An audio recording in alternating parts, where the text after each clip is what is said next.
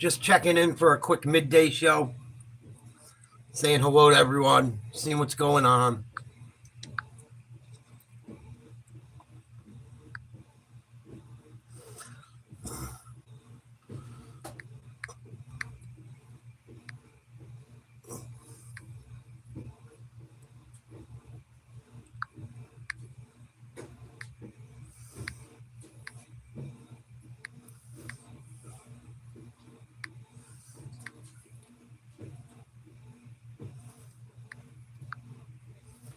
All right, let's see what's going on today.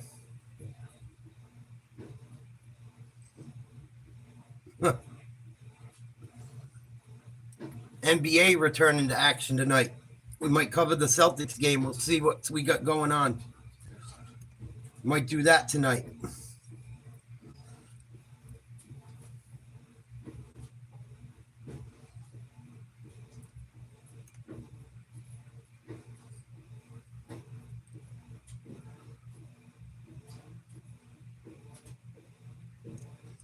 More problems for Kamala Harris, it looks like, too.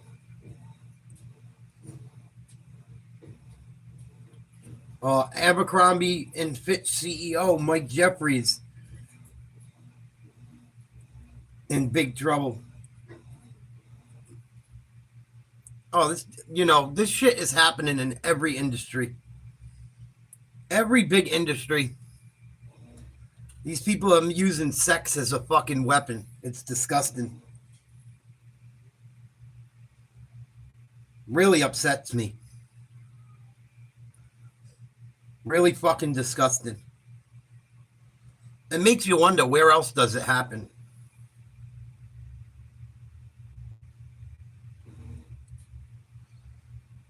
Ugh.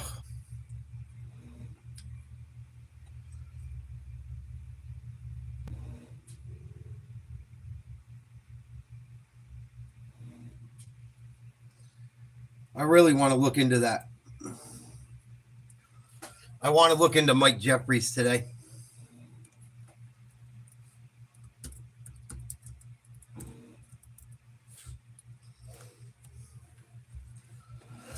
Sounds like we got another Diddy on our hands with this asshole. It fucking disgusts me. Absolutely disgusting. Charges against former Abercrombie and Fitch CEO. It's another Diddy story. What's up, Reza? Salute. We got another Diddy. Another fucking Diddy. Is everyone running this country or the world? Biggest companies just scumbags? We're going to look into this to start the show. This disgusts me. Oh, what's he doing? He's just being announced today. With me today are James Dennehy, Assistant Director in charge of the FBI's New York field office. We have Deputy Chief Carlos Ortiz, Commanding Officer of the NYPD Special Victims Unit.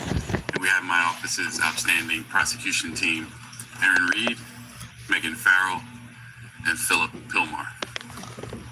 We're here today to announce the arrest and charging of 3 defendants.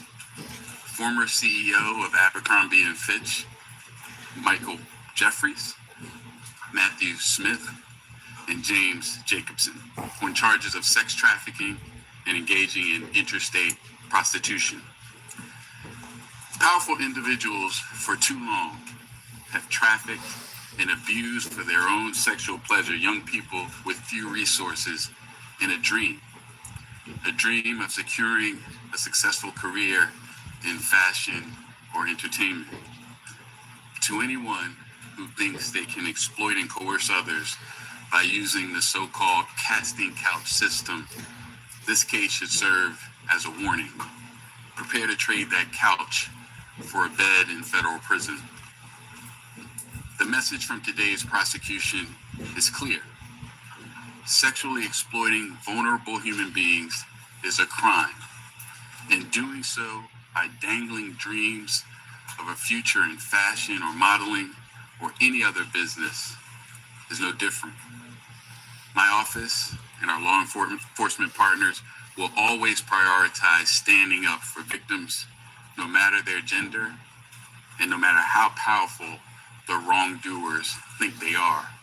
We will hold them to account. It's another Diddy case. Another Diddy case. I gotta find a better version of the clip. This is fucking disgusting.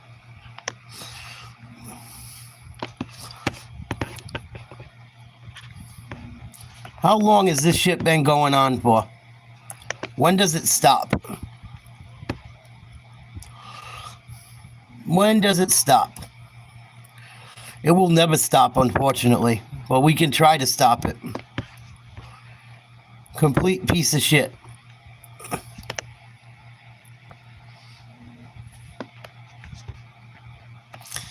Complete piece of dog shit.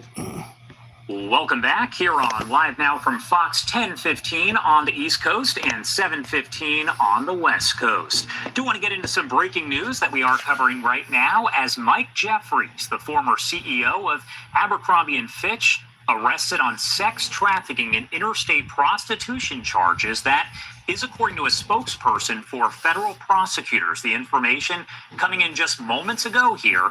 Now, details of the criminal charges not immediately available, but they do come after years of sexual misconduct allegations that were made in civil lawsuits and the media from young people who did claim that Jeffries lured them with promises of modeling work and then pressed them into sexual acts. Jeffries was apparently arrested in West Palm Beach, Florida. That is according to NBC News, CNBC, and other media outlets. Two others were also arrested. They have been identified as Matthew Smith of West Palm Beach and James Jacobson of Wisconsin in connection with those sex trafficking charges. Again, that is according to news outlets in that area. We know that Jeffries was the CEO of the New Albany, Ohio-based Abercrombie & Fitch from 1992 to 2014. Brooklyn-based U.S. Attorney Breon Pierce and FBI and police officials set to hold a news conference here at 12 p.m. Eastern Time. That is in just about 2 hours to provide more details. Now, a message from the Associated Press seeking comment was left for the attorney representing Jeffries, but information on attorneys for the other defendants not yet available. One civil lawsuit filed in New York last year accused Abercrombie of allowing Jeffries to run a sex trafficking organization during his 22-year tenure. It said that Jeffries had modeling scouts scouring the internet for victims and that some prospective models became sex trafficking victims. The BBC investigation included a dozen men who described being at events that involved sexual acts they said were staged by Jeffries and his partner Smith, often at his home in New York and hotels in London, Paris, and elsewhere. Nice When guy. the civil lawsuit was filed in New York last year, we are told that his attorney declined to comment on the allegations. Again, that is according to the Associated Press. And if you are just joining us, we are following this information here. Mike Jeffries, the former CEO of Abercrombie & Fitch, arrested on sex trafficking and interstate prostitution charges. That is according to a spokesperson for federal prosecutors. Again, a news conference expected to get underway with the Brooklyn-based U.S. Attorney and the FBI at 12 p.m. Eastern Time in just about 2 hours. So we'll make sure to bring you all of those details as we do get them. Nice guy. Please like, share, subscribe to Nate's Live Talk. We're going to talk some sports later. There's some breaking news that came in. Former CEO of Abercrombie & Fitch arrested on sex charges this morning. Disgusting. I'm going to see if I can find a good clip of the district attorney in New York speaking on it. This shit got to stop. It's out of control. I hope they put all these assholes like this guy away if he's guilty. Same thing with Diddy. Put him away if he's guilty. I think they're guilty. The feds don't come knocking at your door usually unless they got some good information. Let's be honest. I think every major industry in this country to do with entertainment is run by people that exploit people sexually. There's not a doubt in my mind anymore. These people having to do the nastiest shit to get these jobs and opportunities. It's not right. Not right whatsoever. And there was a couple other things that came out about sex trafficking lately we're going to look into.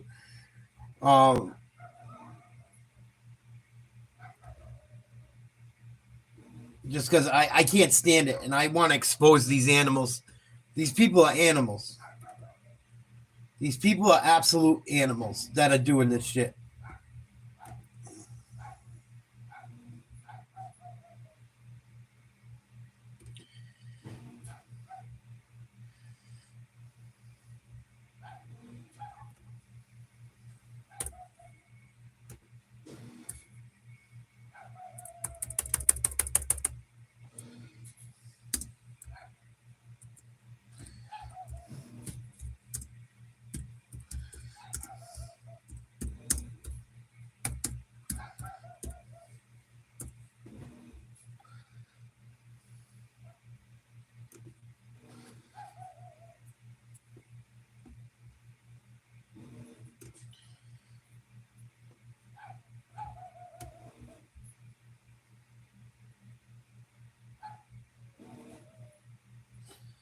He looks like a weirdo, too. This dude looks like a fucking weirdo. Not that I look so cute and shit, but this dude looks strange.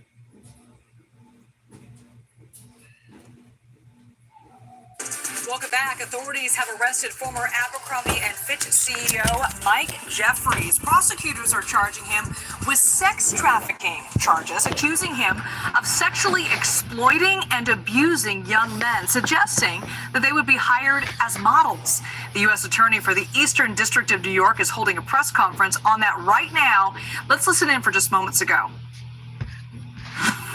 Good afternoon. I'm Brian Peace, the United States Attorney for the Eastern District of New York. Thank you all for joining us today. With me today are James Dennehy, Assistant Director in charge of the FBI's New York Field Office. We have Deputy Chief Carlos Ortiz, Commanding Officer of the NYPD's Special Victims Unit. And we have my office's outstanding prosecution team, Aaron Reed, Megan Farrell, and Philip Pilmar. We're here today to announce the arrest and charging of 3 defendants. Former CEO of Abercrombie & Fitch, Michael Jeffries, Matthew Smith, and James Jacobson on charges of sex trafficking and engaging in interstate prostitution. Powerful individuals for too long have trafficked and abused for their own sexual pleasure young people with few resources in a dream of securing a successful career in fashion or entertainment. To anyone who thinks they can exploit and coerce others by using the so-called casting couch system, this case should serve as a warning. Prepare to trade that couch for a bed in federal prison. Yeah. The message from today's prosecution is clear. Sexually exploiting vulnerable human beings is a crime. And doing so by dangling dreams of a future in fashion or modeling or any other business is no different. My office and our law enforcement partners will always prioritize standing up for victims, no matter their gender and no matter how powerful the wrongdoers think they are. We will hold them to account. As we allege in the indictment, between 1992 and 2014, Michael Jeffries was the chief executive officer of Abercrombie & Fitch. Abercrombie was a widely known clothing retailer with stores around the world. Aspiring fashion models knew that a place on one of Abercrombie's iconic ads could be the ticket to success in the modeling industry. But while Jeffries was the CEO of one of the most recognizable clothing retailers in the world, he was using his power, his wealth, and his influence to traffic men for his own sexual pleasure and that of his romantic partner, Matthew Smith. Pathetic. The charging documents describe in graphic and disturbing detail the violent and exploitive acts these defendants perpetrated, for which they will now face justice in a court here in the Eastern District of New York. So here's what's alleged in the indictment. Jeffries and Smith employed James Jacobson to act as a recruiter to find men. Jacobson engaged in, quote, tryouts with men across the world where he would typically pay them to engage in sex acts with him. Following the tryouts with Jacobson, Smith would often then personally approve whether the men who were selected would meet Better late than never. Jeffries and Smith. The defendants would fly the selected men to Jeffries and Smith's homes in the Hamptons in New York City or to hotels around the world in such places as England, France, Italy, Morocco, and St. Bart's for the purpose of attending events to engage in commercial sex. But beyond simply hiring men for sex, Jeffries, Smith, and Jacobson used force, fraud, and coercion to traffic those men for their own sexual gratification. For example, as alleged, the defendants employed a referral system and an interview process that did not inform the men of the details of the sex events before they attended, including the full extent and nature of the sexual activity that would be required of the men at these events. They caused the men to believe that attending these sex events could yield modeling opportunities with Abercrombie or otherwise benefit their careers. Smith and Jeffries employed a secret staff to operate these sex events. The staff ensured that the men signed non-disclosure agreements and handed over their personal items, such as their phones, before the start of the events to maintain the secrecy of these events. The defendants caused the men to believe that not complying with requests for certain acts, sex acts during the events, could harm their careers.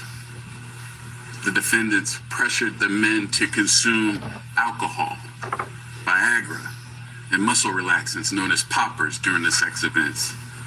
And they required the presence of staff during the sexual activity and ensured that the men did not leave the sex events until Jeffries and Smith decided that the sessions were over.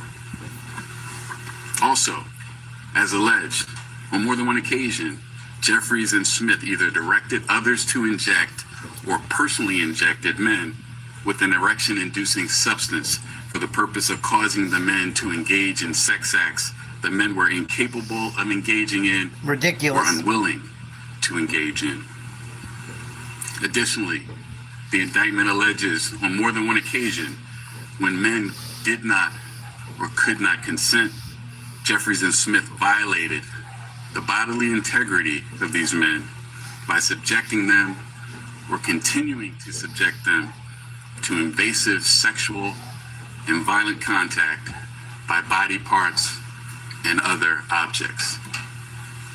As alleged in the indictment, Jeffries, Smith, and Jacobson didn't just carry this activity on for a couple of occasions.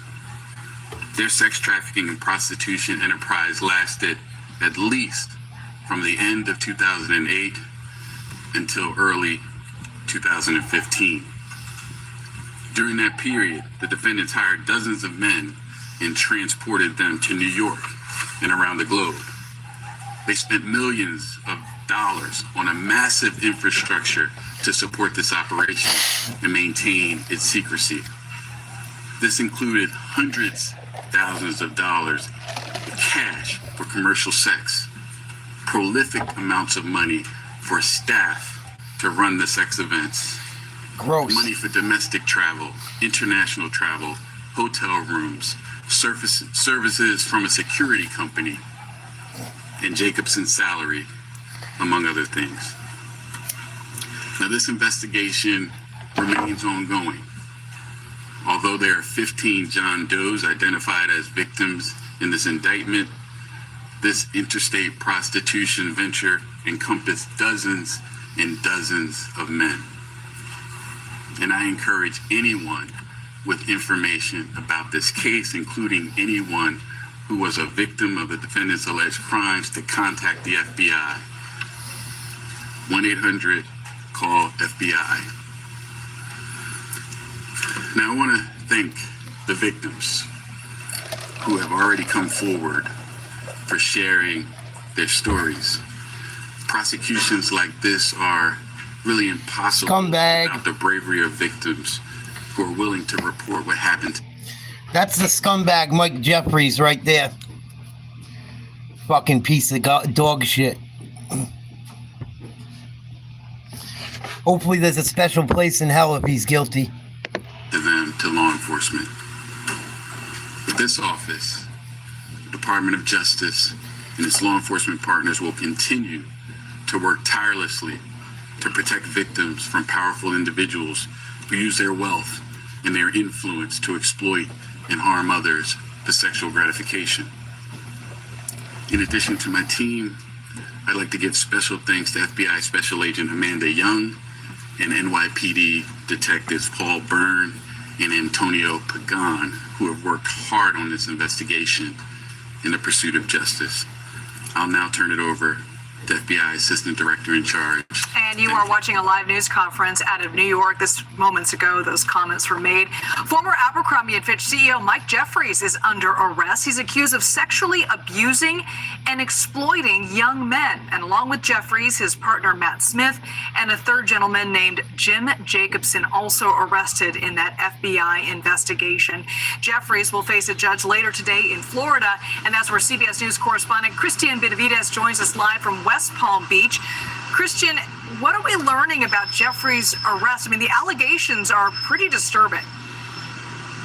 Such troubling allegations here. Now, we do know that Mike Jeffries, the former CEO of Abercrombie & Fitch, will face a judge at some point later today. It's scheduled for 2 p.m. We heard just now from prosecutors sort of laying out their case, saying that this was essentially a casting couch operation and that they would dangle dreams of a modeling career to dozens and dozens of young men. Now, officials, the prosecutors say that they've got 15 alleged victims that have come forward with these allegations. And so we've got 3 individuals that are involved here. The defendants, according to prosecutors, employed a referral system. So there was an interview process that did not inform the young men of what was essentially going to happen. So they would show up thinking that they were there for a casting interview, and then were told, allegedly, to sign non-disclosure agreements, were given alcohol, were given Viagra, according to federal prosecutors, to engage in these sexual acts with the promises of some sort of modeling career. Just to go over the 3 defendants, we've got Mike Jeffries, the former CEO of Abercrombie & Fitch. We've got his partner, Matthew Smith, who was also arrested. And then a third gentleman also, Mr. Jacobson, Mr. James Jacobson. And all 3 are facing charges related to these 15 alleged victims that have come forward. And Christian, we just saw the press conference, and that was in New York, but the case is actually going to be in Florida. Why that? Well, we know that Mike Jeffries is going to face a judge here, and it's because he was arrested here. My understanding is that eventually the Eastern District of New York will handle the case, but certainly they had to cooperate with authorities here. The FBI field office here in Miami confirming that they did hold operations in the West Palm Beach area. So Mike Jeffries was arrested here. We know that his partner, Mr. Smith, is a resident of West Palm Beach. Jacobson was arrested in Wisconsin, and so he is set to face a judge later today. Eventually, my understanding is that they will all be arraigned in New York at some point, but that today they're going to face a judge, essentially be read the charges that they're facing, and then they will be transported. But of course, it's very early in the investigation, so everything is in flux and could be different. But just such troubling allegations. Our partners at the BBC have done a job of going over. They've spoken to some of the alleged victims, and they've told some difficult stories about what was happening, their expectations. Again, officials calling this a casting couch operation. Disgusting. We should note that back when these allegations initially surfaced, Mr. Jeffries, Mr. Smith, and Mr. Jacobson all said that they denied the allegations, and Abercrombie & Fitch also said that they were unaware of any of these incidents. They said that they would conduct a probe into the allegations and whether or not they happened while he was at the company. According to what federal officials are saying, they're saying that the probe extends from 1992 to 2014. Wow. 15 victims so far have come forward in this. CBS News correspondent Christian Benavides from Florida for us. Thanks so much, Christian. Wow. Former CEO of Abercrombie & Fitch and his business partner, two of his business partners, one of his partners in life, I believe, brought up on charges of sex trafficking, prostitution, drugging people, sexually assaulting people.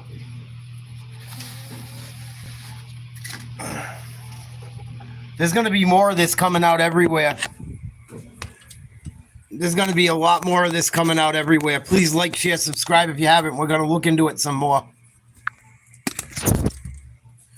Yeah, Eternity of Fire. I hear you. Is every major entertainment industry in the world ran by these sexual deviants?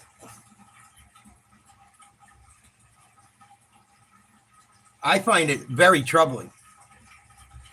Are the only people that make it in Hollywood or modeling or music the ones that are willing to sleep with people?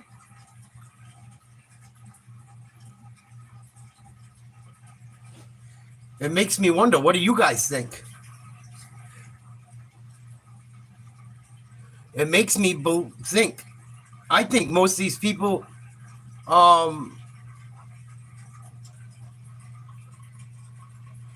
involved in these industries do this shit.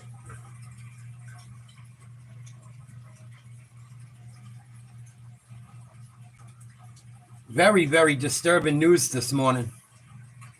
Welcome back here on Live Now from Fox 10:15 on the East Coast and 7:15 on Very the West disturbing Coast. news. Do want to get into some breaking news that we are covering right now.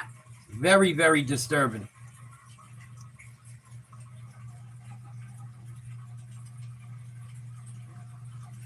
And there's also another thing we're going to look at today. There's a story that came out of San Francisco the last few days about a preschool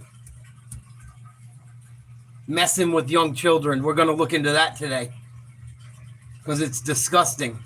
And I feel like it's being covered up. And the people that are researching it have been threatened. Such powerful. If you're struggling and feel like the Lieutenant General. We're going to look into this today. It's called the Presidio Daycare Cover-Up. We're going to look into that as well. Pretty disgusting shit. Is the entire world run by criminals? It's starting to look like it. It's starting to look like the entire world is run by criminals. In my opinion, it's starting to look that way. Please like, share, subscribe. I want to show you guys a quick clip of this video and what's coming out and may be uncovered in the next few weeks out of San Francisco.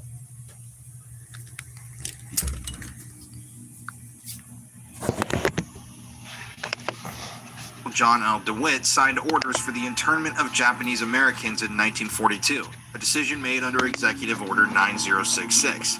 The Presidio also contributed troops to Operation Desert Storm in 1991, marking one of its final military engagements. It was home to the Letterman Army Medical Center, which provided medical care to wounded soldiers through many 20th century conflicts. And that building, before it was demolished, was said to be extremely haunted. Today, the Presidio contains the San Francisco National Cemetery, one of only 2 remaining cemeteries within the city. Among those interred are prominent military figures like General Frederick Funston and General Irvin McDowell. The park also includes a historical walking trail as part of the Trails Forever initiative. This trail features interpretive signage about the area's rich history, including its use as a burial ground for merchant seamen. The Presidio has evolved from a military stronghold to a cherished public space that honors its historical legacy while offering recreational and educational opportunities to visitors. So, back in the day, the Presidio was a powerful, powerful place, a location that held significant strength through the United States Army, a place that contained, obviously, many high-level secrets within. Secrets that, slowly but surely, are making their way out from the shadowy fortified walls of the Presidio and into the library of public knowledge. For example, one mysterious event in the Presidio's history was the death of a nuclear scientist. You see, in 1953, the Presidio campus in San Francisco became the setting for a chilling and mysterious event involving William Curtis Twitchell, a brilliant chemist deeply involved in atomic research. Twitchell, born in Minnesota in 1917, had an impressive career with degrees from Rollins College and UC Berkeley. By 23, he was a project engineer at UC's radiation lab, working alongside future Manhattan Project scientists like Glenn Seaborg, Ernest Lawrence, and J. Robert Oppenheimer. During World War II, their focus shifted to nuclear weapons development, a critical effort for the U.S. military. And eventually, as the Cold War began, William Curtis Twitchell remained an advocate for atomic advancements, including a proposed supercyclotron to reverse atomic bomb processes. But in 1952, Twitchell's promising life took a dark turn when he was diagnosed with a malignant brain tumor. Recognizing the potential risk posed by his declining health, the U.S. government moved him to a newly built secure ward at the Letterman Army Hospital inside of the Presidio, fearing that he might reveal sensitive nuclear Wait till you get secrets into if this he lost story. control of his faculties. So essentially, this nuclear scientist was hidden away in a private wing of a hospital specially constructed for him because the government was afraid that if he started getting older and losing his faculties, like I said, he'd spill top secret information. The Atomic Energy Commission spent $100,000, or almost $1 million today, to construct a special ward with restricted access, ensuring only carefully screened medical professional, including one trusted nurse, attended to him. But despite the intense secrecy surrounding his hospitalization, Twitchell's condition became public upon his death on March 23, 1953. And as the news spread around America that a nuclear scientist had been given his own top-secret hospital wing to die in at the Presidio, the Atomic Commission was forced to reveal to the public that similar isolation wards were being used across the country to safeguard nuclear secrets. There were multiple top-secret hospital wards erected for these dying nuclear scientists, wards which were costing the American government millions of dollars. Although the existence of these wards were confirmed by the Commission, the exact locations of the others and the number of locations was never fully revealed or discovered. Eventually, Twitchell's body was returned to Minnesota where he was buried. Although there are no specific ghost stories about Twitchell at the Letterman Hospital, a local legend tells of a mysterious figure boarding a Mooney bus in the Presidio, only to vanish without a trace. Some have speculated that this could be Twitchell, returning from beyond the grave in a final attempt to reach his Berkeley home. So, as you can see, the Presidio itself was no stranger to covering up government secrets or engaging in hush-hush top-secret affairs. But the Presidio was going to be thrust into the national spotlight in the late 1980s, when the sordid affair of the Presidio daycare scandal began to unfold. So I took the following reporting from Linda Goldston, a former reporter for the San Jose Mercury News in California. A lot of this article that I'm reading from essentially is Linda's writing. I've taken a ton of different words and swapped stuff out, moved the structure around, and I've added a ton of new information that's come out since this whole thing was published. But Linda went incredibly in depth with the Presidio story,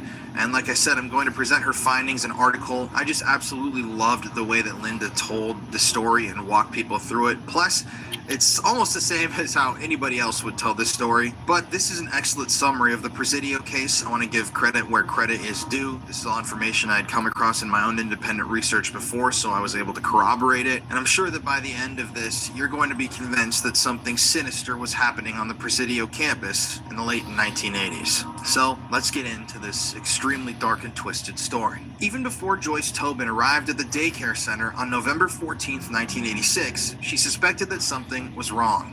Her neighbor Karen Thomas had just called her up to say that Joyce's 3-year-old son had begged to go home with her when she picked up her own child at the Child Development Center that morning. That's the name that they had for the preschool and daycare center, the Child Development Center. According to her friend Karen, Joyce's son said he didn't want to stay for daycare after his preschool class ended. When Karen told the boy that she couldn't take him with her, Joyce Tobin's son turned to his preschool teacher and asked if he could stay with her, but she had no choice. At the time that she received this news from her friend, Joyce Tobin was at a dentist's office on the other side of town and had arranged for her son to be taken from his preschool class at the Childhood Development Center to hourly care until she could pick him up. Until the boy started preschool 2 months earlier, he had been left at center once or twice a month for a period of 2 years. This was actually only the second time that Joyce's son had been left in hourly care since September of that year, both times while his mother had medical appointments that she couldn't bring him with to. The preschool, like I said, otherwise known as the Child Development Center, and the hourly care programs were both run by the United States Army at the Presidio of San Francisco. And on that day that changed her life forever and the lives of her family, Joyce Tobin arrived at the Presidio Daycare Center at 2:30 p.m. to finally pick up her son. When she entered the child care center, Joyce's son appeared to be napping with several other children, and the teacher, Gary Hambright, was sitting at a table in the room watching over the kids. When Joyce asked how her son had been that day, Gary said the boy had been upset and hadn't eaten his lunch. He called the child a darling little boy and suggested that Joyce bring him to the daycare center every other day so that the boy could get used to him. That's a quote. According to Gary Hambright, a lot of 3- and 4-year-olds had trouble coming to his daycare room. He suggested that they were intimidated by the older children in the class and that they simply had to adjust to being separated from their parents. That night, while watching television with his older brother, Joyce's 3-year-old son started playing with his pulling it forward with both hands up and letting it go. "Mr. Gary, do it," he said, and kept at it. Wow. On hearing this, the young boy's brother ran to fetch their mother, who was talking to a neighbor in the front doorway. Trying to keep her voice calm, Joyce approached her 3-year-old and asked him what he was talking about. The child's reply was terse and grim. "He touched my with his hand, and he bit my," he told his mother. Wow. The boy then made a chomping sound with his mouth. Asked if Mr. Gary had done anything else, the boy said, quote, "He put a pencil in my he do that to me. He hurt me, and I cry and cry," end quote. Joyce Tobin in that moment was unsure what to think. "It seemed too impossible and horrible to be true," she said later. "I also thought how awful it would be to accuse someone of this if it were not true. But as she watched her son that evening, he seemed different, anxious, upset. In fact, she watched her young son bite his nails and turn his head away from her. He seemed nervous and disturbed. When Joyce's husband, Captain Mike Tobin, came home, the couple decided to observe their son over the weekend. They agreed they wouldn't question him, but they would indeed wait and listen closely to see if he said anything more. At bedtime, Joyce, who had been trained as a nurse, examined her own son's Immediately, she noticed that it seemed a bit swollen and red. That night, the 3-year-old came to his parents' bedroom crying. He said he was scared. He said he wanted to sleep with them. During the next few days, what had seemed at first too impossible and horrible to be true wouldn't go away. And as both Joyce and Mike tuned in, they listened in horror as their son continued to talk about Mr. Gary hurting him. The following Tuesday, on November 18th, 1986, Joyce Tobin was driving through the Presidio with her son. When they came to the intersection where she would have turned to go to the daycare center, her 3-year-old son raised himself up out of his car seat as if he were attempting to get out and started to cry. "Are you taking me to daycare?" he screamed. "I don't want to go to daycare. Mr. Gary hurt me and I cry." Seeing how distressed her child had become at the concept of being dropped off at the daycare, Joyce reassured him that they were not going to go there, and he calmed down. However, even though her son had settled down, Joyce couldn't. That incident was the final straw that broke the camel's back, and seeing her son react like that, Joyce was convinced that she should contact the daycare center. So, on Wednesday, November 19th, she called the director of the daycare center, a woman named Diana Curl, and asked for an appointment to discuss her son's allegations. But despite the seriousness of the complaint, Diana Curl, the director, said she couldn't see Joyce until Friday, 2 days later, which is shocking. Here you have a mother calling the director of a daycare and alleging that her son was raped by one of the employees, and it seems like she doesn't care. However, within a half hour of the call, Joyce was called at home by one of her son's preschool teachers, who wanted to know what the problem was. Hell yeah, Joyce she was knew. very confused in that moment. You see, she hadn't told a single employee of the daycare center about the allegations, besides the center's director, Diana Curl, on the phone call. In a bizarre twist, however, it turns out that the entire daycare center staff had been told immediately about Joyce's call and the allegations.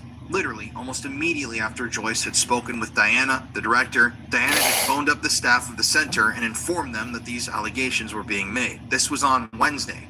And bizarrely, authorities who were contacted did not search the center until Friday. This would have given any predator employees ample time to clear out any evidence that they held within the walls of the daycare center. Joyce Tobin never got the meeting that she had wanted with Diana Curl. The case broke before then. On Thursday, November 20th, Mike Tobin spoke with the chaplain at the Presidio and informed the chaplain of his son's allegations. And the chaplain then contacted the Army's Criminal Investigation Division. Officers from the CID, or Criminal Investigation Division, then acted immediately and made an appointment to interview and videotape the boy about his allegations. And this is what really kicked this whole thing off. On the morning of November 21st, the Tobin son was interviewed by officers from the Army's Criminal Investigation Division in a videotaped session. He was then afterwards examined at the Child Adolescent Referral Center, or CASARC, at the San Francisco General Hospital. CASARC reviews more than 700 cases of suspected sexual abuse every single year. Among other things, the CASARC staff had often heard children describe as having a pencil put in their bottoms, just like the Tobin son had described it. In fact, they had heard children describe with this pencil analogy so many times that it can choose. And this device is a spirit. Job title was Child Support Services Coordinator, 1987, nearly a year after the houses and washing windows, in order to pay off his mounting legal bills and day-to-day expenses. While facing the most horrific of charges, Gary stayed with his friends on couches and in spare bedrooms, and continued to be closely associated with the Dolores Street Baptist Church in San Francisco. The indictment that Assistant U.S. Attorney Susan Gray had sought from the grand jury charged Gary Hambright with only one child. In the actual documents, he was accused of and committing a lewd and lascivious act on a child. In March, 3 months after Gary Hambright's arrest, all the aforementioned charges were dismissed.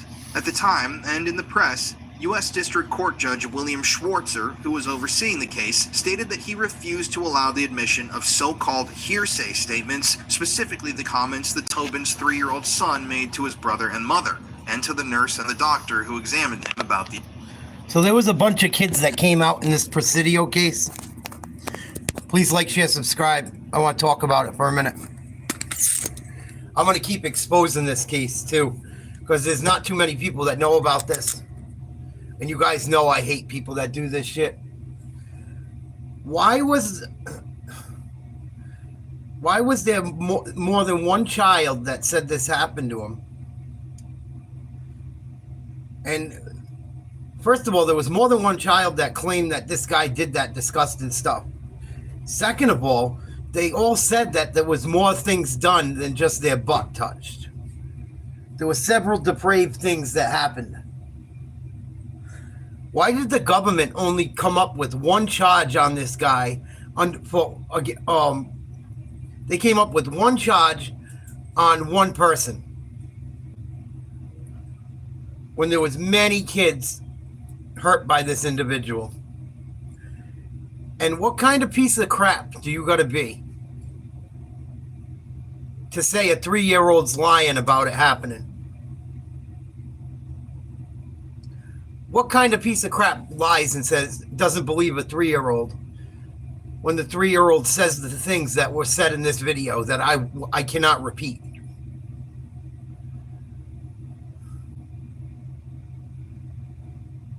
And we continue to see people all over the world in positions of power getting away with this shit. Even the guy they found today from,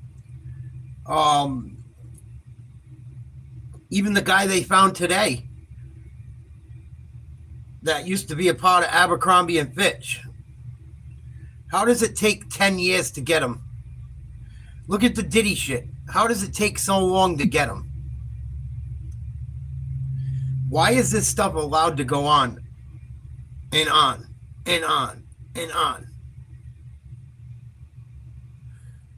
If it was me, guys, I'd be going to jail for life.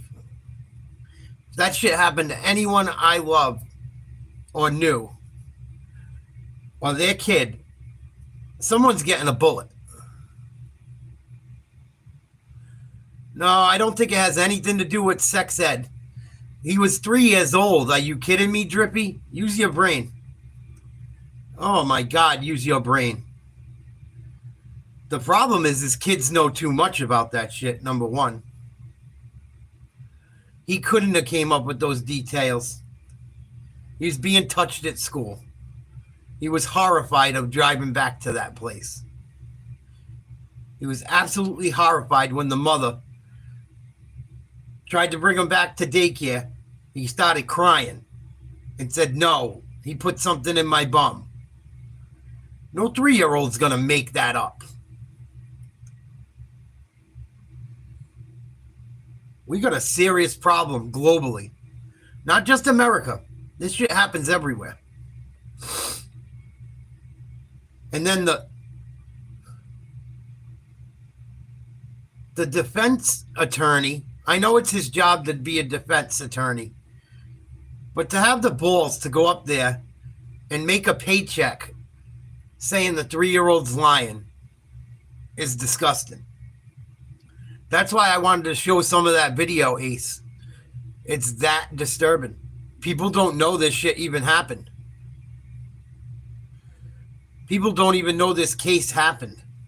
And I'm going to continue to look into it. I think that's a load of shit, Drippy. It sounds like something they would want to say. Sounds like something they would say to get your kid to know more shit they shouldn't. How are you going to teach a 3-year-old? You sound like a nut. You sound just as sick as them. You sound just as sick as them. You should get your head checked too. Disgusting. I don't even want to look at your comments. Look it up. Yeah, look it up. I don't have to look it up. It's disgusting. I hope they all go down, Victor. I hope that every last one of these pedos, these people that hurt young people, women, men, I hope they all got a special place in hell. If you do something like that to someone, I think you deserve the death penalty. I think you deserve the death penalty. And then I got some idiot in the chat saying, oh, if we do sex education, maybe you'll help them. 3-year-olds aren't supposed to have sex education, you moron. Number one. Number two, do you see what the woke shit is causing? It's not even the issue. This shit is getting old. It's getting old. I'm going to start hunting these motherfuckers down. I swear. I fucking swear. How do you stop it? You got to, what, they throw them in jail, nothing ever happens to them? Put them in a safe cell where no one can get to them? It's bullshit. And that's why I'm trying to warn people about it. Because all you hear on TV nowadays or in different places, mark my words, the new thing is going to be, the new thing they're going to have coming up, mark my words, that they're going to try and fight for in some of these liberal states, is going to be younger person attracted individual. Alaskan Avenger, I'll have to check them out. But they're going to say the new word's going to be, it's not going to be pedophile. It's going to be minor attracted person. No, it should be pedophile.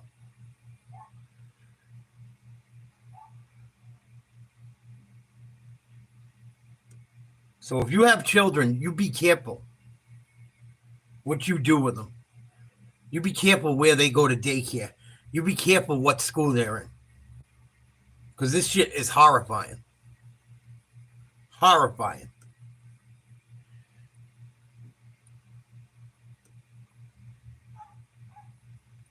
There was just a UFC fighter thrown in jail, or he's going to be going to jail, for shooting someone that did this to his little daughter.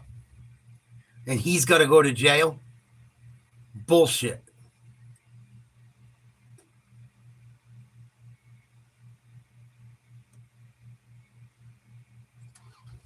Oh, they're protected, T-Guy. They're protected. Them guys never run into anyone. But you guys keep voting Democrat out there. All you Democrats keep voting for this shit. This is some Democrat shit. And of course, this shit, the story we just showed you was in San Francisco. Real nice. And there's more. I can't only watch so much at a time because it's disgusting.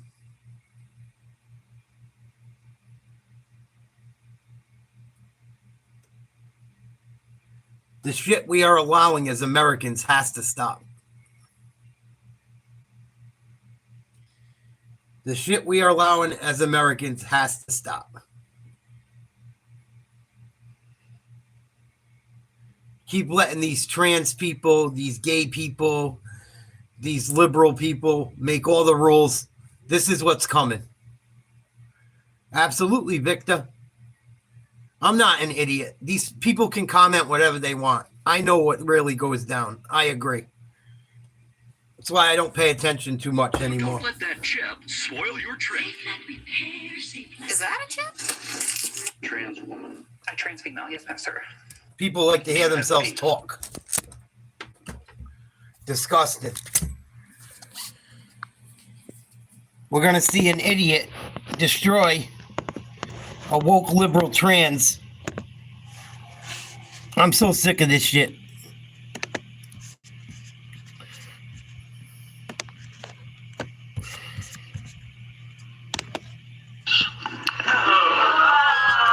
Are you telling us that you're unfamiliar with the large body of medical evidence of the harm that has come upon the people that have gone through these processes? I'm familiar with a large body of evidence that shows that providing good affirming care saves lives. Are you saying that you're unaware of the large body of medical evidence of the harm that has come upon these people in these processes that have been gone through?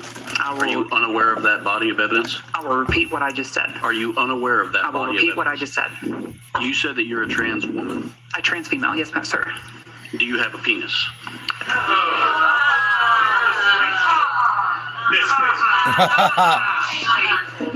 That's horrible. You're the one that brought that into the discussion. You're the one that never brought that said into anything about genitalia. Oh, it has everything to do with genitalia. I don't know what my rights are for right now. Audience, if you want to stay in here, I don't know what my rights are, but that question was highly inappropriate. you do not. No, have it's to totally answer any appropriate. question. If you're through, we'll dismiss you. Well, I'm not through with questions, but I'm not going to answer that question. That's highly inappropriate. Again, you can say that, and that's your right. So. Okay, I'm a Are there any healthcare other- professional, are there any other doctor. Please questions? treat me as such. Next question, please. I'm just asking, is there a difference between women and men? What I can say is that the NCAA has rules in place. They've had rules in place for the last decade, and when this competition Okay, happened, I'm going to try again. the rules were clear. Do you believe there's a difference between women and men? It's a yes/no question. Do you believe there's a difference? Oh, I think that we're talking about this case with the NCAA. No, I'm asking a question. Do you believe there's a difference between women and men? Most people could answer this very simply. Yeah. I'm curious if you're willing to do so. Thank you, Mr. Chairman. Title IX was a landmark civil rights law. It helped create the incredible breadth of women's sports and girls' sports that we see across the country. I believe in girls' sports. I believe in women's sports. I'm the proud father of two daughters who are both athletes. I think participating in competitive sports is a wonderful thing for a young girl. I think it is a wonderful thing for a woman. And I think, unfortunately, today's Democrat Party has decided that women's sports and girls' sports no longer matters. And they're willing to push radical legislation designed to destroy girls' sports and women's sports. Ms. Gaines, I want to thank you for your courage. You are relatively young, but you have demonstrated incredible courage. And because you have dared to speak up, you have been demonized, you have been vilified. I saw when you were attacked by a leftist mob at San Francisco State University for daring to speak up. What a coincidence, San Francisco again. Had an incredible record as a swimmer at the University of Kentucky. You were a two-time NCAA All-American. You were a five-time SEC champion. You're an SEC record holder and a two-time Olympic trial qualifier. But yet on March 27th, 2022, something changed. What happened on March 17th, 2022? That's when Thomas and I raced in the 200 freestyle and again resulted in a tie. And so you tied. What was the consequence of tying?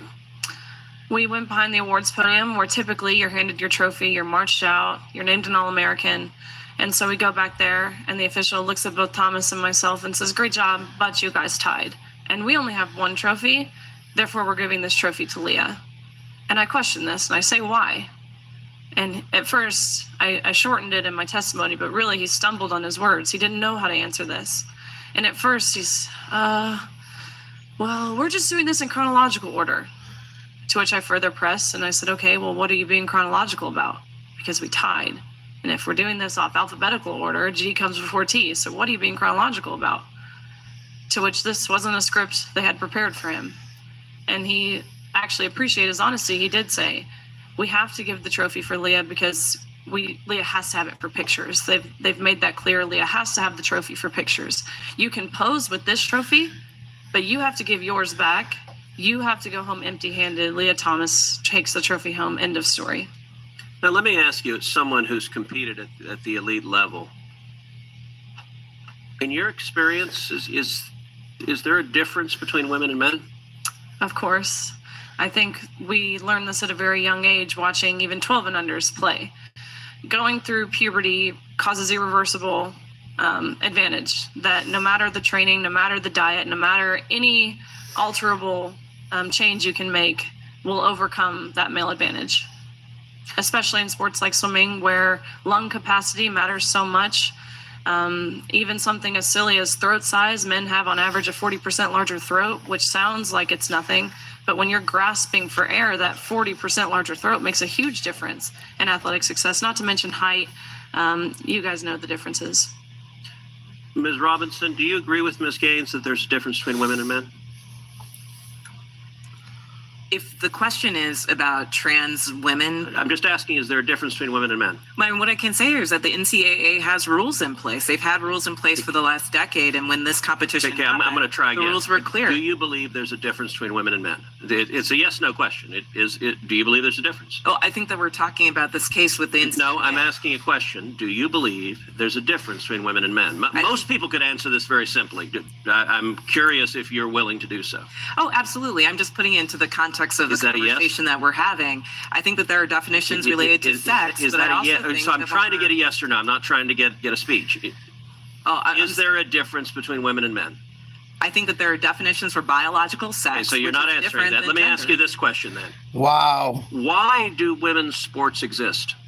If you can't define a difference between women and men, why not abolish women's sports and just tell little girls to swim with little boys and see who wins? Oh, I'm simply saying that that sex is different than gender. Why and I do believe that women's sports have a great exist? value. I mean, Senator, I'll tell you right Ms. now. Robinson, please answer the question I'm asking you. Absolutely. Why do women's sports exist? I think that there are so many positive benefits to sports. But why have a separate category for women? If there's no difference between women and men, why to have women's sports? I'm saying that there's a difference between sex and wow, gender. You're a and moron. That the NCAA has rules in place, which they have for the last decade. Mr. Chairman, I would like to enter into the record an article from Duke Law called Comparing Athletic Performances for the Best Elite Women to Boys and Men. And it goes through examining in 2017 the top records for women in the world in various track and field events. So, for example, in the 100 meter, the top record for women in the world was 10.71 seconds. Now, that record for the number one woman in the world in 2017 was in the year 2017 broken by 124 boys under 18. In that same year, the record for the number one competing woman in the 100 meter dash in the world was broken by a total of 2,474 men. If the radical Democrat agenda to destroy girls' sports and women's sports succeeds, little girls will not have a chance to compete. So I ask unanimous consent that this article be entered into the record. Without objection. Senator Padilla. Ms. Robinson, I want to follow up by trying to understand your answer to one of Senator Cruz's questions. And this is really a question, not a suggestion. Do I understand your position to be that there are two sexes, but there can be more than two genders? I wouldn't even say two, and we've got Dr. Lopez here as well, but there's also the definition of intersex. I think that often in these conversations we're conflating sex and gender, and I do want to affirm here that trans women are women. That is their gender. Okay, but I'm trying to understand.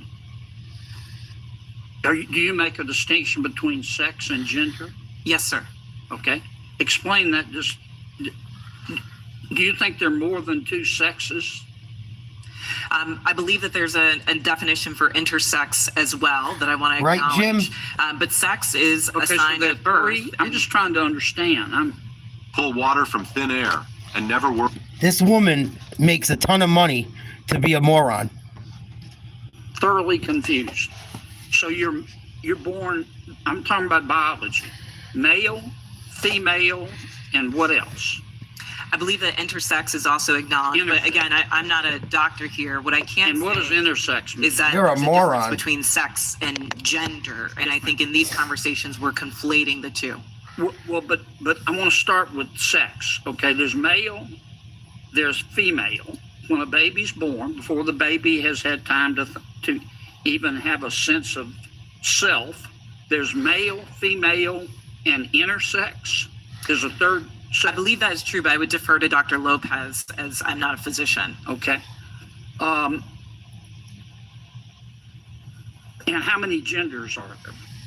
I think the gender is expansive and the definitions are always growing.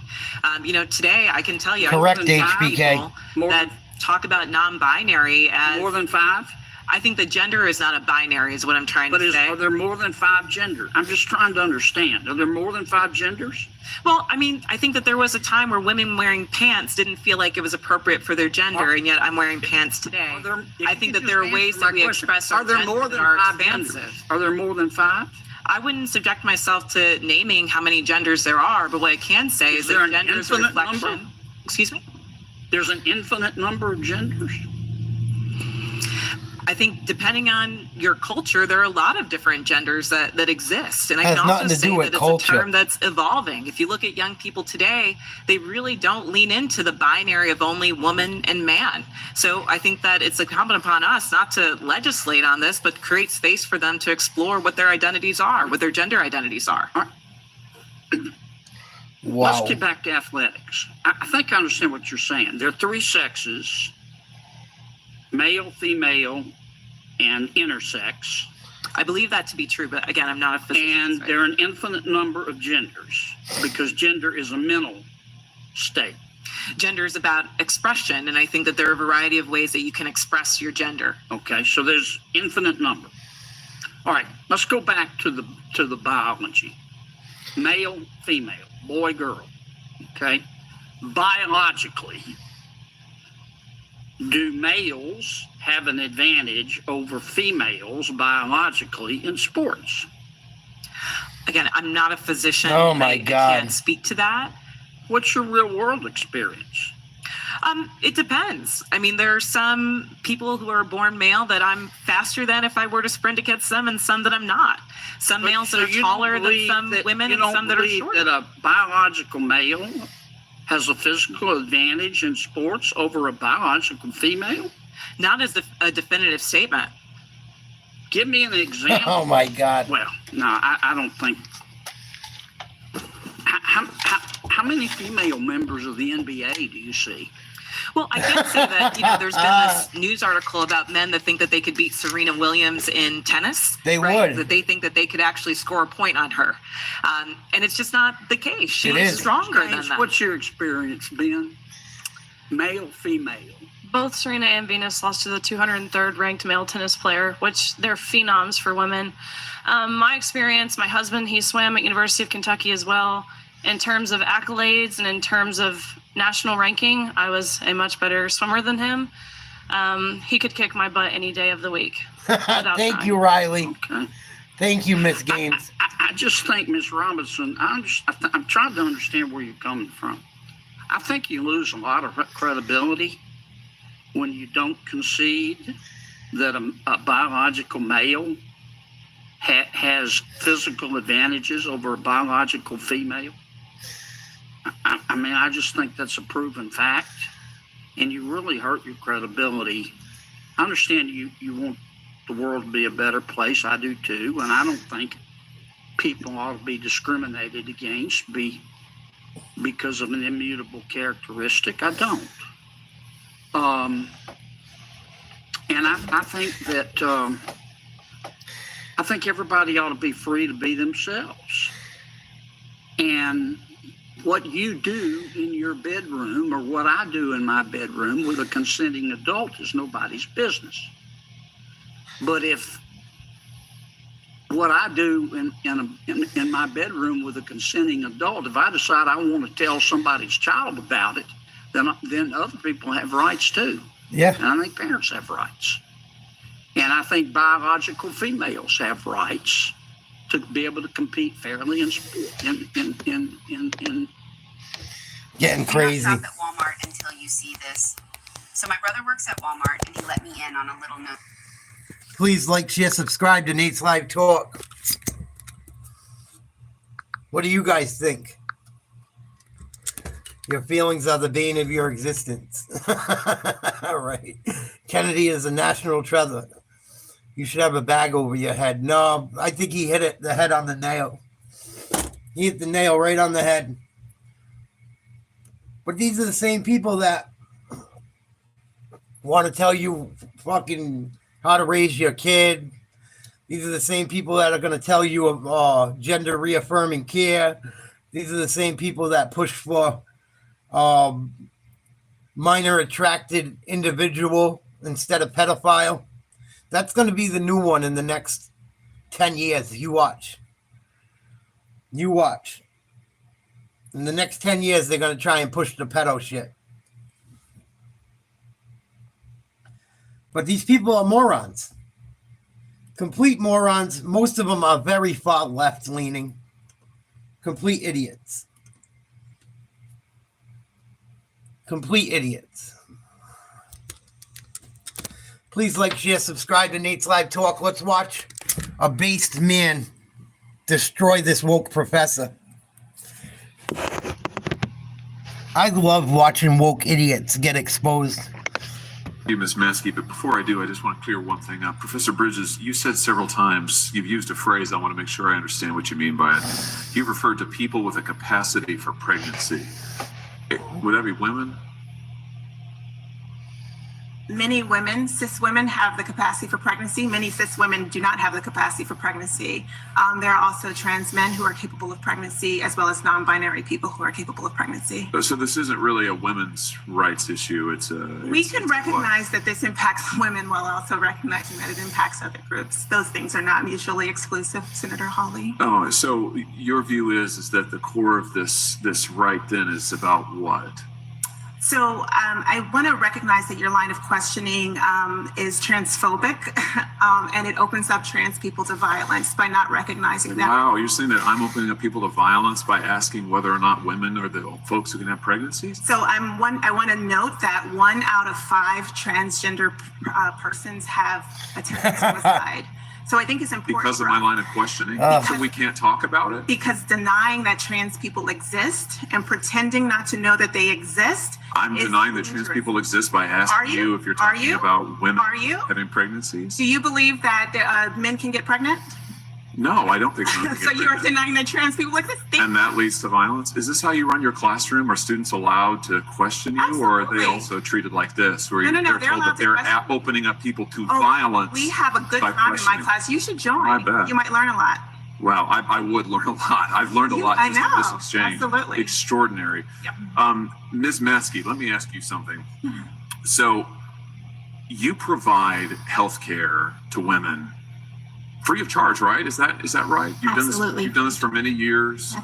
You have licensed medical professionals at your pregnancy care centers. Is that right? That is correct. And what are some of the resources that you provide for women who come to you in a time of need? So, just give us you talked about it in your written testimony, but just give us a sense of it. So we have 3 OBGYN doctors, 5 registered nurses, nurse practitioners, physician assistants, phlebotomists, medical assistants, and we provide prenatal care, OBGYN care. We provide pregnancy tests, ultrasounds, well woman visits, breast exams. We provide a wide range of medical services. Yes. So what do you think about the DC politicians now saying that your clinic and the other 3,000 care centers around this country are fake medical clinics? For instance, Senator Warren has said it's now more important than ever to crack down on so-called crisis pregnancy centers that mislead and deceive patients. Senator Menendez, crisis pregnancy centers jeopardize women's health and well-being, all while elevating unproven theories about birth control. Senator Warner wrote to Google asking them to censor search results for care centers like yours, saying directing women to fake clinics that traffic in misinformation is dangerous to women's health and undermines the integrity of search results. Do you run a fake clinic? I mean, is that what's happening here? You don't provide actual medical care to actual women? We absolutely do not run a fake clinic, and we have a full medical staff. Like I said, many of our medical professionals have experienced abortion for themselves, including our OBGYN doctor who used to perform abortions. So our entire medical staff is there for women, whether they choose abortion and walk out the door or whether they choose life for their baby, and we support them for years after that. Do you think there ought to be an ideological test to be able to get medical care in this country? I mean, is that, should we say to women, well, you have to agree with the DC Democrats' ideology, otherwise you can't go get medical care? Or maybe for you and the physicians who work at your pregnancy care center or the thousands of others across the country, should we impose an ideological test on them and say that we have to agree with the DC Democrats' position on abortion? You can't provide medical care to women. Should we do that in this country? Salute to you, bad I just sheep. want to ask in my few remaining seconds here, Miss Harley, the Dobbs decision, as I understand it, I've read it now a number of times, it gives to voters the decision as to what law should be pertaining Absolutely, to life and Timothy. to abortion. In Please like, share, subscribe. Trump 2024. I'm just curious, do you know what percentage of voters in this country support the DC Democrats' position that they want to impose on the entire country, a one-size-fits-all rule they want to impose from the top down?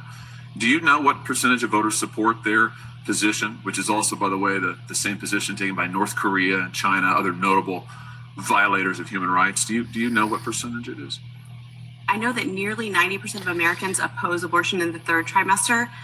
The number that would support abortion up to the moment of birth has to be minuscule. It's a horrific policy. Yeah, I mean, based on the most recent Harvard poll that was just released just a few days ago, it's less than 10% of voters say that they would support abortion into the final month of pregnancy, and yet that is the law that the DC politicians want to impose on every voter in America, to take this away from the people, take it away from my state, take it away from all the other states and the voters in the states, but impose this law uniformly that is not supported by 90% of the American people. Talk about anti-democratic. At the same time, they want to shut down 3,000 pregnancy care centers all around this country. That's radical. Thank you for being here. A little bit. Senator Cornyn. Thank you, Mr. Chairman. Professor Bridges, you, in your testimony, talked about the prevalence of abortion, the percentage of black babies that are aborted as opposed to non-black babies. I think you said 3 or 4 times more black babies than non-black babies are aborted. You also talk about systemic racism. Do you see any systemic racism associated Kathleen, with the prevalence of abortion for black babies Trump, baby. as opposed to non-black babies? Absolutely. The higher rates of unintended pregnancy that lead to higher abortion rates among Black people is a result of structural racism, systemic racism. I understand systemic racism not to be boogeymen who are trying to dupe Black people into abortion care. I understand structural racism to be the systems that have made it so that Black people disproportionately bear the burdens of poverty in this country, the systems that have denied them the basics that they need in order to live humane lives, like food, clothing, shelter, health care. So you believe that responds with the criminal you believe there ought to be more black babies aborted, is that right? I believe that we ought to create the conditions under which people can lead lives that are filled with dignity and humanity. She's a nut. Your way of thinking that happens when more black babies are aborted. I believe, I love Black people with the capacity for pregnancy. I think they have agency, they have intelligence, They know what is best for themselves, and I would love to create the conditions under which they can live lives that are filled with dignity and humanity. And do you think a baby that is delivered alive has value? Yes. Yeah, The cranky canker sore got cranky. Holy shit. She's a fucking nut. You can tell this lady's out of her mind just by looking at her and by how she talks. And I don't understand why all these black women all are such big supporters of the LBG whatever. Not yet born has value? I believe that a person with a capacity for pregnancy has value. They have intelligence. They have agency. I'm talking about the baby. And I'm talking about the person with a capacity for pregnancy. You're not answering the question. I'm asking. Abortion's a murder. You think that the baby that is not yet born, let's say the day before this mother. Abortions are not birth control. That baby has value. I think that the person with the capacity for pregnancy has value, and they should have the ability to control what happens to their lives. Well, and I just note you refused to answer the question. Ms. Harrell, the Declaration of Independence talks about certain unalienable rights. Abortion is murder. Liberty and the pursuit of happiness. When do you think that unalienable right to life attaches? Thank you. Yes, life is a human right. And when I answered Senator Booker's question earlier, that I think our law should protect all human life, I think I was focusing on the hard part, and I didn't mean to suggest that it's a matter of congressional authority to enact the law that you described. But I do think that the American people understand that you have no rights if you don't have the right to life. That is a principle that our nation was founded upon, and every human being from its earliest existence has its own DNA and has Very good a future. point. If we don't extinguish it, has a future. And that is a human right. It is the values and mores, as Senator Cruz was speaking of, that goes back to the founding of our nation, even at common law, and all the way up until 1973, when those life-affirming laws in 46 states were turned on their heads by the Supreme Court. So I believe that's what the American people believe. Life is a human right. Governor Stratton, as I listen to your testimony, it seems to me that you're advocating for abortion at any time, for any reason, at any point during a woman's pregnancy. Is that correct? What I'm advocating for is for everyone to have the right to determine what's best for their life, their body, and their future. Time, at any point in the pregnancy. Is that correct? I'm advocating for everyone to Answer have the question, right lady. to make the personal decision about what's best for their life, their body, and their future. Everyone should have that right. Do you not understand my question? My question is, are you advocating that there's a right to abortion at any time, for any reason, at any point during a pregnancy? I'm not sure if you understand my answer, but what I'm saying is that I understand that you're not answering the question. Then what amazes me is the advocacy for unlimited abortion rights. Yeah. Where there is zero value placed on an unborn child. I think Senator Cruz pointed out, obviously, abortion is a very emotional and divisive issue in our society. One reason why we haven't had conversations like this is because the Supreme Court has said you can't talk about it because it's out of bounds. It's in the Constitution, as opposed to it being decided in a forum, a legislative forum like the states. But what I don't understand is the argument that a unborn child has zero value the day before it's delivered, but then has value the day after it's born. Ms. Matzke, can you help explain that? Thank you so much, Senator. Yes, I actually can. As a matter of fact, here in California, there's a law that's about to be passed called AB 2223. And this law basically will allow, as a woman is in the midst of a chemical abortion and she delivers a baby alive on the floor at any stage of pregnancy or in a hospital, that baby, if this law is passed, has the ability to be born alive and left to die. What? No matter what, a baby in the womb or outside of the womb sick. Has value. And we are not just talking about the value That's of a life disgusting. in the womb right now. We are also talking about the value. I've heard enough of these idiots. This is why I don't support abortion, because they want to make it so you can literally have a baby and then they just leave it for dead.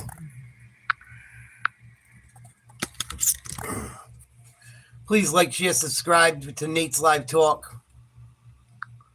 And it is a thing. People on the left go, that's not true. That's not true. Look it up. Why do you think so many people are against it? You fucking momos. They want you to be able to have a fucking abortion up until after the baby's born, which means you kill a baby that was fucking 9 months due. Are you crazy? You sick fucks? You got to be a sick bastard. The only way I think there's like only two ways I see abortion is right. One is raped.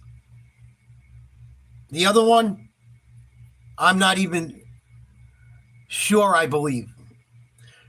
But I'm on the fence. My second reason I see abortion, maybe, is if the mother may die. That's it. Those are the only, one of the reasons. If someone got raped or sexually assaulted, I don't think they should have to have the baby. If the mother may die, that one I'm like 50-50 on. But under no other circumstance should there be an abortion. No other circumstance. Why did you people want to kill babies so bad? For the two idiots out there, why do you want to kill babies? I hope you don't have children, either of you two nutcases. Please like, share, subscribe. Nate's Live Talk. We hit the subjects that hit home. Oh my God. You can't even spell dummy right. You spelled dummy, D-U-M-B-Y. It's D-U-M-M-Y, stupid. Learn a spelling before we talk about biology. Mind my business. You're in my live chat. Get fucked. Trump 2024. I can't wait to put an end to all this shit. People are nuts. They're nuts, aren't they, T-Guy? Nuts. 2 people out of 300 people that were watching that video come out of the woodworks wanting to kill babies and are proud about it. Never, Kathleen, never. Please double tap the screen. Give us a like. Give us a subscribe. We're growing very quickly. We're a newer channel. We've only been around about 6 months. I thank all my supporters very much. Of course you've had an abortion. That says everything. But I'm the loser. Okay. Mental illness is running rampant. Watch out, guys. Mental illness is running rampant. Yeah, she's all done, Chicago. Yeah, you probably had some poor taxpayer pay for it. I'm sure some taxpayer paid for it.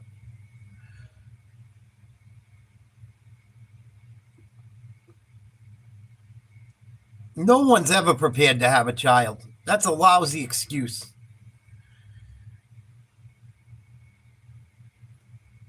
You got to be a real winner to be like, I got an abortion. I got an abortion. Raise your hand if you got an abortion. I did. You know what kind of piece of shit you got to be? Ugh.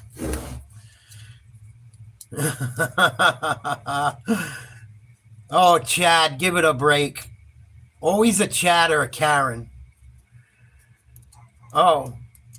Learn how to spell procedure, too, while you're at it, for those who care. For those who care, has had abortions and wants people to be able to have more abortions. Why do you have a name like For Those Who Care? You obviously don't care about shit.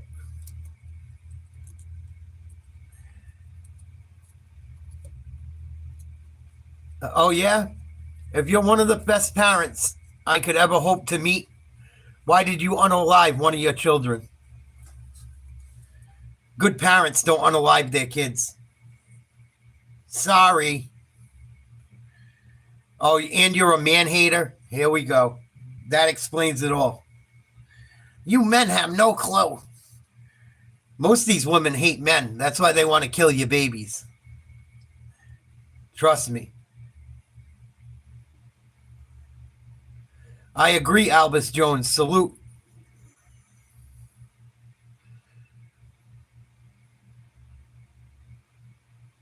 I agree, Albus. I don't care what it is. I don't support any abortion unless someone was sexually assaulted. I don't really care. You want to force your beliefs on me in my chat.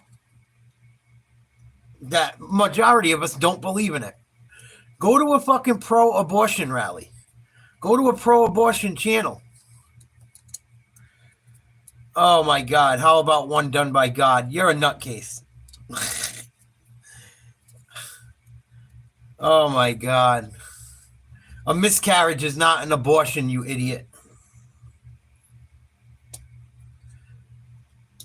Oh my Lord. Lord help me. Learn biology. God does abortions. Oh my good. Oh my good God.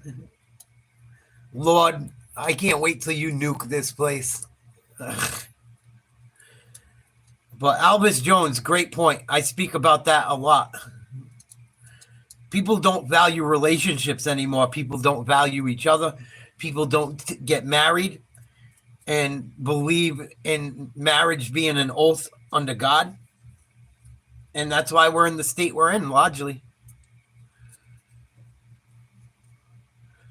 I hear you, Kathleen.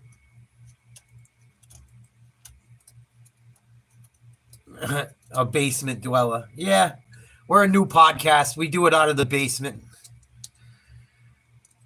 That's not an abortion. That's a miscarriage, lady. Holy shit.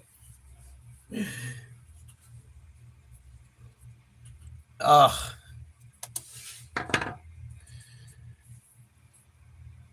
God's coming. He's coming back for you scumbags. God's coming back for you scumbags on the left.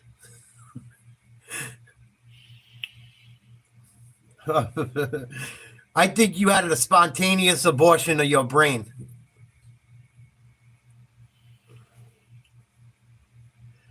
I think you had a spontaneous abortion of every last brain cell in your head and the other lefties in here.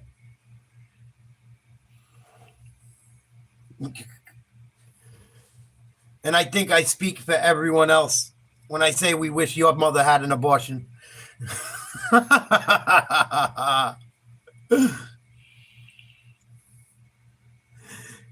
Repent, Momos, repent. Oh, 3 people all day want to fight about, I want to have an abortion. I like killing babies. Mike Pappas, salute. Hope you're well, buddy. I don't care if you guys like me, hate me, or not. I'm going to keep it real. I don't give a fuck. This is my podcast. I talk about what I talk about. I believe what I believe. If you don't like it, pound fucking rocks.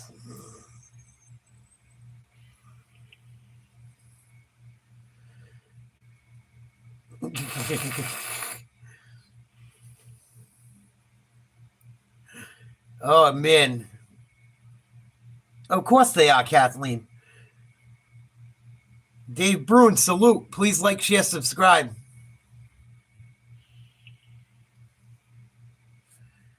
Oh, I love these lefties, man. They're something else.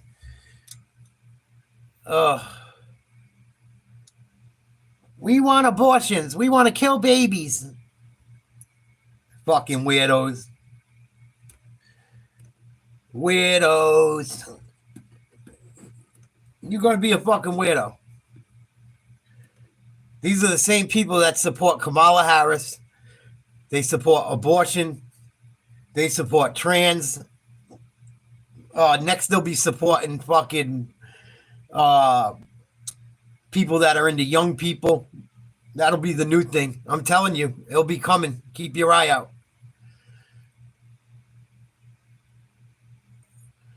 Oh, Brian, get fucked.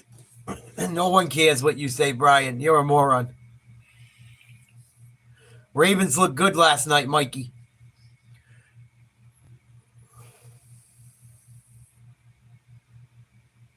I agree, Night Wolf. Chicago, I voted Democrat a little bit too. Not no more. You sound like a moron, like in killing babies. I may be an insult, but you're a baby killer. Remember that.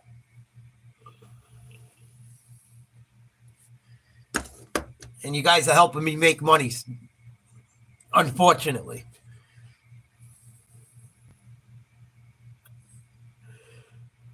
Brian, I get a check doing this every month. So thank you for watching.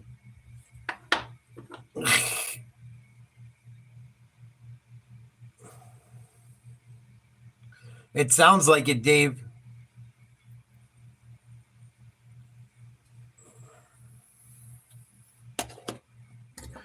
You guys want babies killed.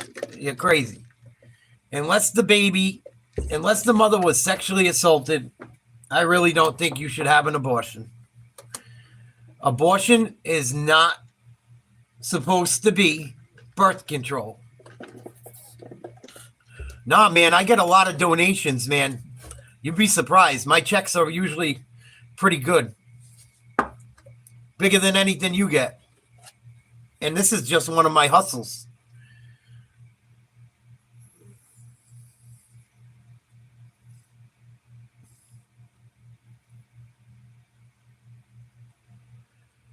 I don't know, Kennard. Because they're morons. They look at it as like it's women's rights. It's not women's rights. It's babies killing. It's baby killing. It's baby killing.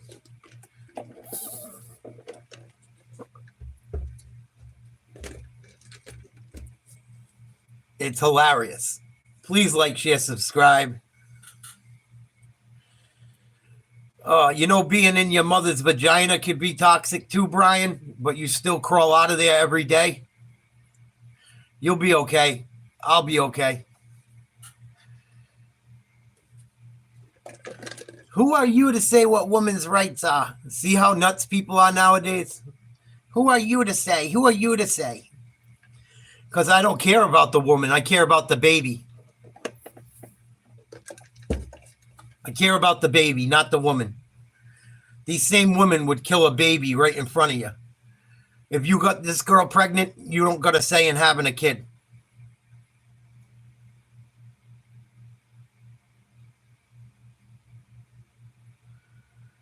These same women in here that are arguing with me, if you knock them up, they'll go kill your baby on you. They'll go kill your baby on you in a heartbeat. So hopefully you don't knock a woman like that up.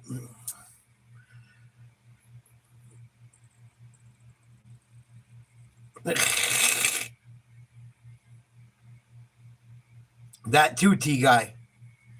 That as well. Please like, share, subscribe. Trump 2024.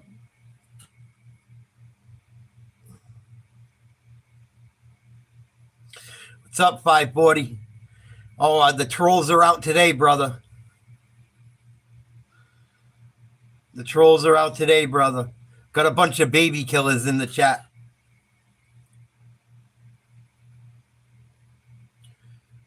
Kathleen Whitson says women's rights means keeping us safe, not letting in a bunch of illegals to punch us in the face, take our jobs, murder our kids. Yeah. Brian Smith, go fuck yourself. Menasha, I don't care. Yeah, baby. Donald Trump, 2024, Carlos. You might get thrown out. I hope you're a fucking illegal immigrant. Oh, Columbus wasn't illegal? Nah, Columbus won a war. He came over and said, this shit's mine. Sorry. That's how wars work. Carlos, I don't give a shit. I don't care. I'm voting for Trump. I don't give a fuck.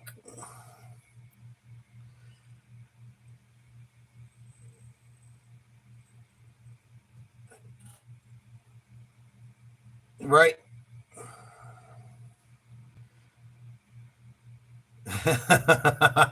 Hispanics for Trump, puto.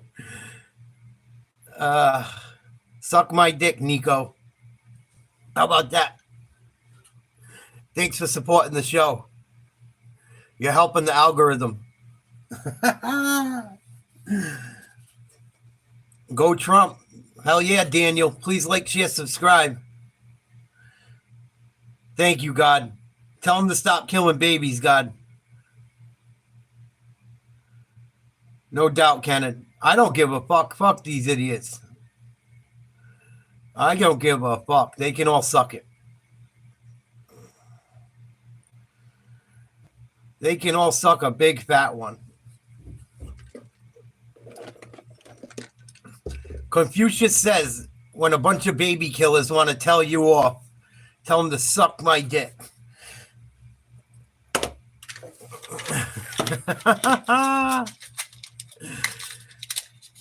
Oh, the people are funny. You hit the red button up on the right.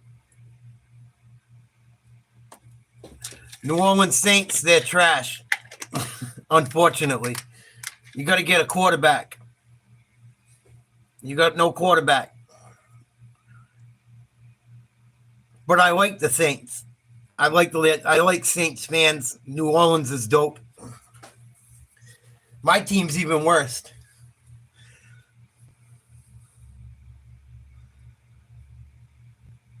Yeah, people are wild, Kenneth.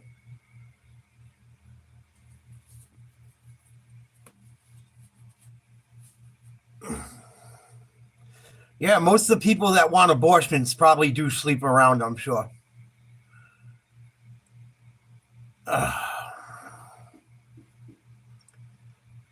I know 3 women that had an abortion. 2 cheated on the husband. 1 didn't want to stop drugs.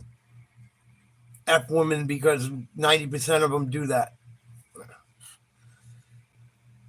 Yeah, cause trash. I'm sorry. But they got a shot at the playoffs if they can get something going. All you got to do is double tap the screen and then click on subscribe up above. Please like, share, subscribe. Double tap the screen. Let's get them likes up. Get some more momos in here. Good job, Kenneth.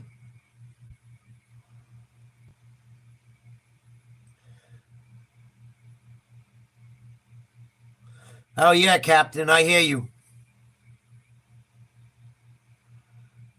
I think the only time a woman should be able to abort her child is if she's raped. And then there's a couple other ones that are kind of iffy. But if she was raped, I think it's okay.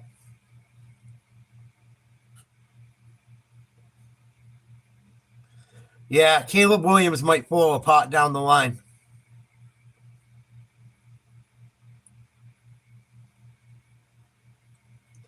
I'm not being an asshole, Juno. It's just people being extreme. People want to use abortion as birth control. That's a problem.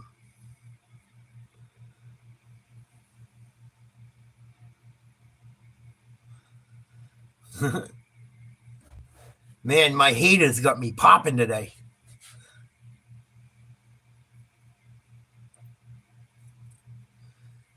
You should never abort a baby because the dad is a bum.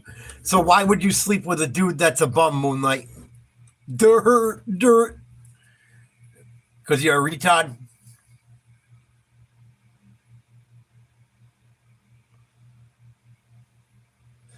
If I didn't value women, I would say go ahead and have an abortion. Because I value women, I think they shouldn't have one. But you guys don't view it that way because you're morons and you have no morals.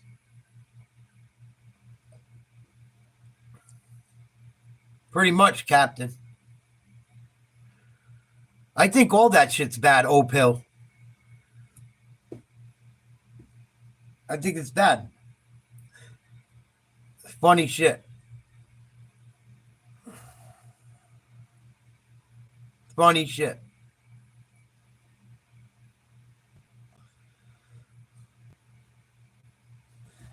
Funny shit.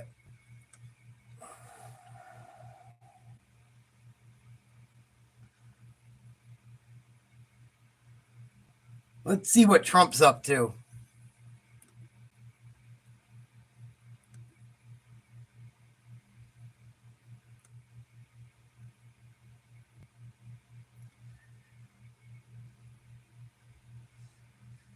Funny shit.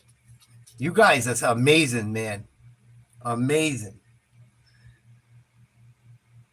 I can't wait till one of these liberals knocks one of these witches up. One of these libbies in here are going to knock up a girl that's going to want an abortion and destroy his life because he's going to want the baby. Mark my words.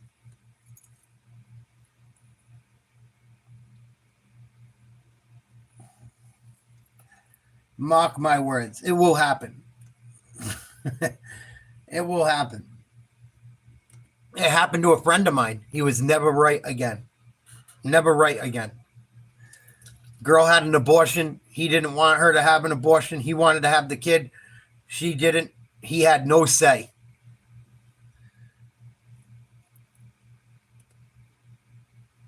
Pretty disgusting.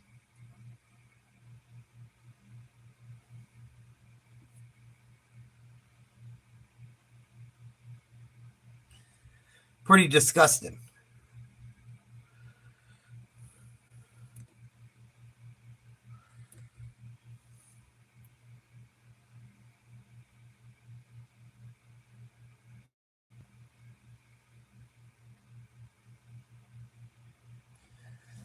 Let's check out Trumpito. No, not so fast. The general's coming with you. Mom. Yeah, it's amazing, Jet. It's really amazing.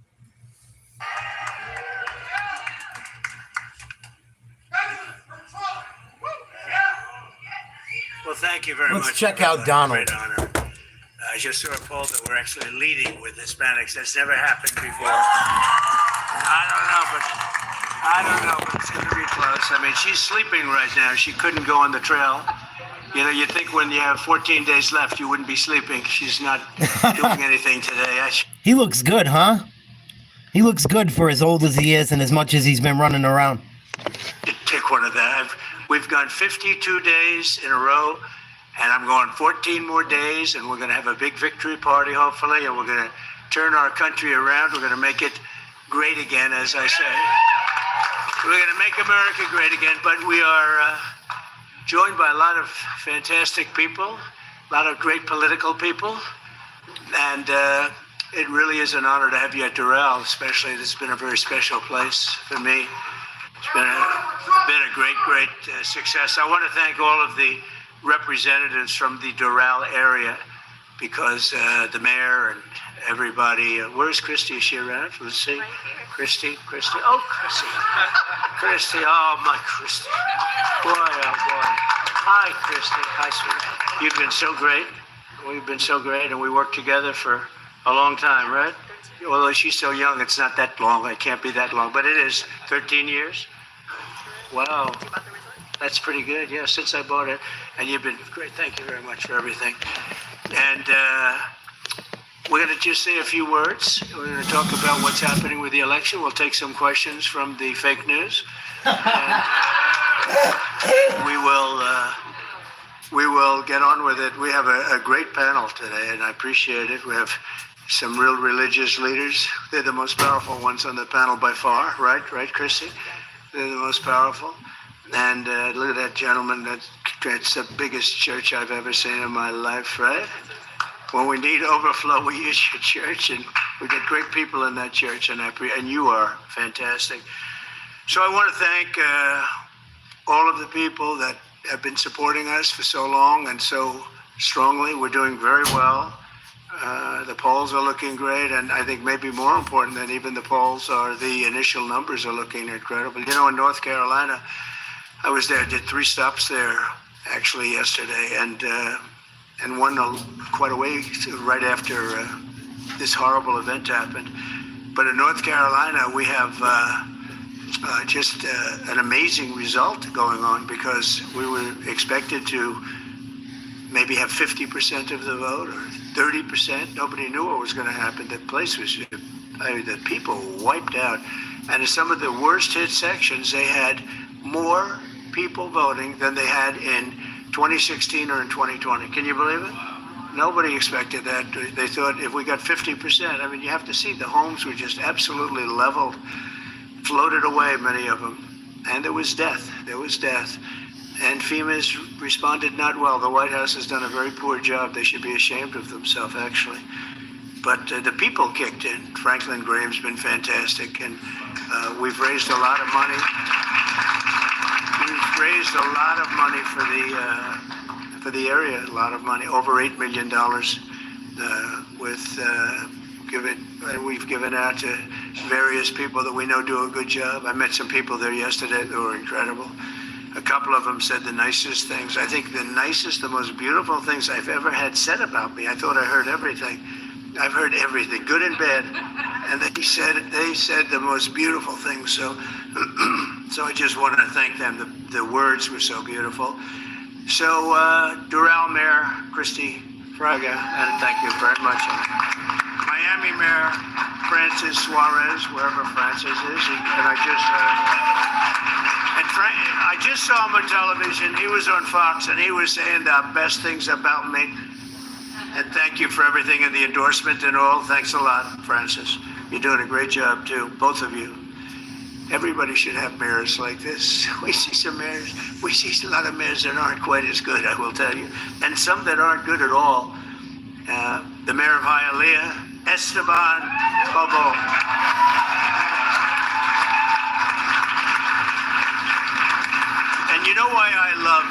boys because he named their main street after Trump. Going right into Hialeah, going into the track, it's Trump. So many people call me. They say, thank you, Mayor. They say, I just saw the most beautiful street. It's got your name on it. And that's sort of one of the first. And I really appreciate it, Mayor. You've been great. Members of Congress, Maria, Elvira, Salazar, thank you. Thank you, Maria, very much. And a friend of mine for a long time, Carlos Jimenez. He's been a friend of mine for a long time. And you were also great today, Carlos. I watched you. You got up and you let him have it. You said how bad she is, how good I am. And I said, that's my Carlos. Yep. And she is bad. Look. She's horrible. We don't need bad people. We had 4 years of bad, and we're not going to have 4 more years. The country can't survive it. Nope. It is amazing. Think of it. I said, where is she campaigning today, sir? She's got a day off. You have 14 days left for the presidency, and she's taking a day off. This is not what you want. This is not what you want. Matt, say hello, Matt. My friend for a long time, huh? A man who has been incredible. He owns Goya Foods. I eat it whenever I can. So Bob, and everyone knows it, but I think you're probably the most well-known. You know, they attacked Bob. He announced that he's in favor of Trump.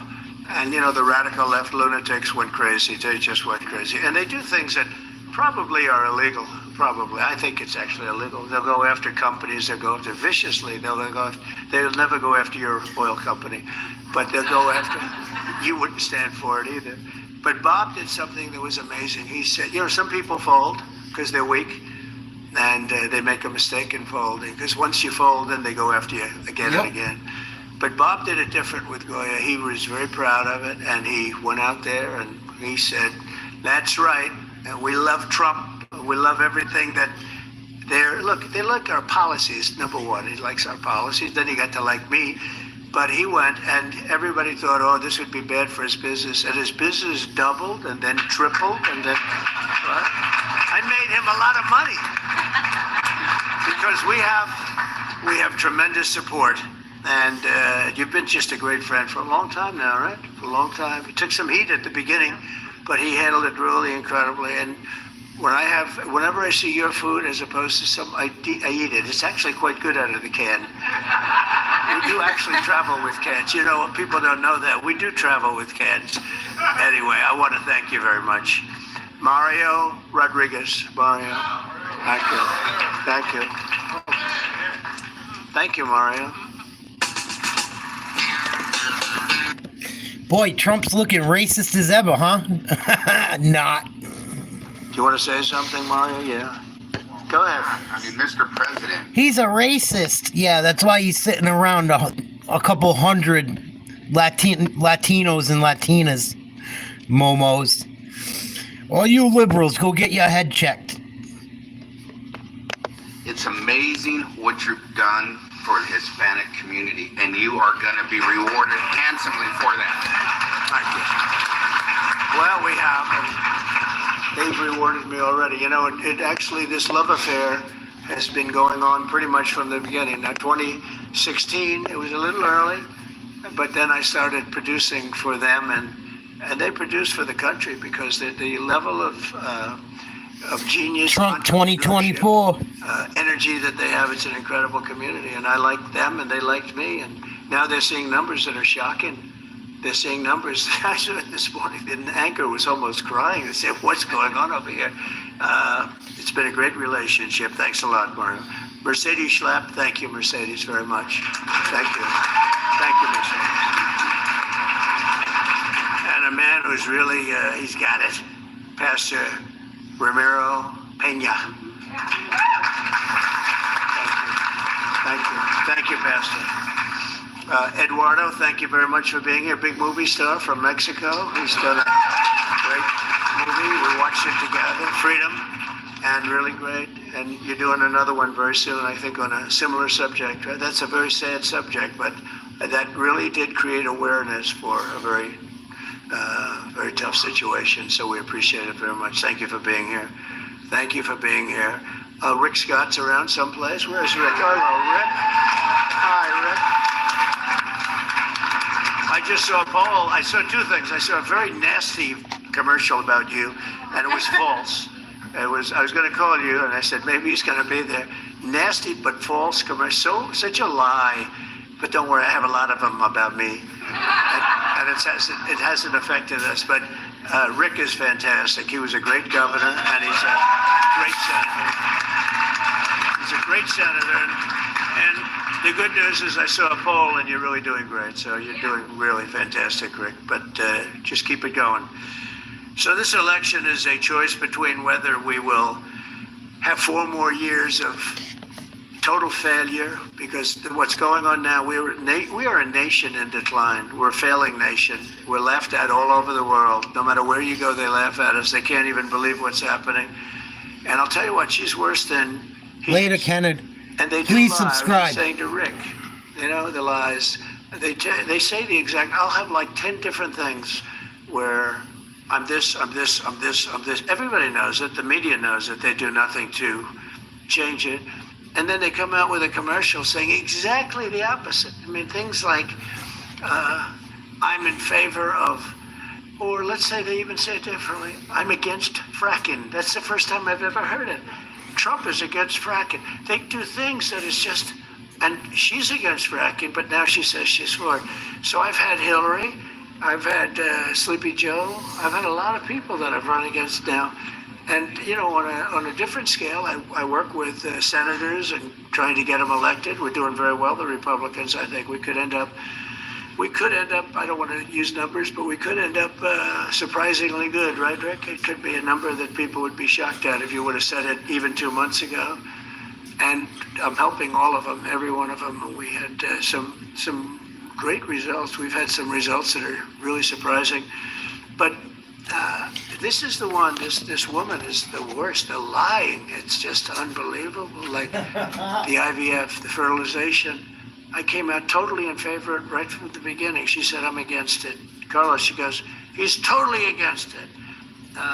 Every single item that having to do with energy, having to do with everything. And then she's got the worst governor in the country, probably the worst. I think she made a horrible mistake. We'll see what happens on November 5th, let's see what happens. But there's something wrong with them, honestly. There's something wrong. And there's something wrong with her, too. She's slow, low IQ, something. I don't know what the hell it is, but they lie. We don't need another low IQ person. We had one for 4 years. We don't need another one. Nope. But Crooked Hillary lied, but she didn't do it like this. I mean, she wouldn't take things that were so obvious and just say the opposite. They say the exact opposite.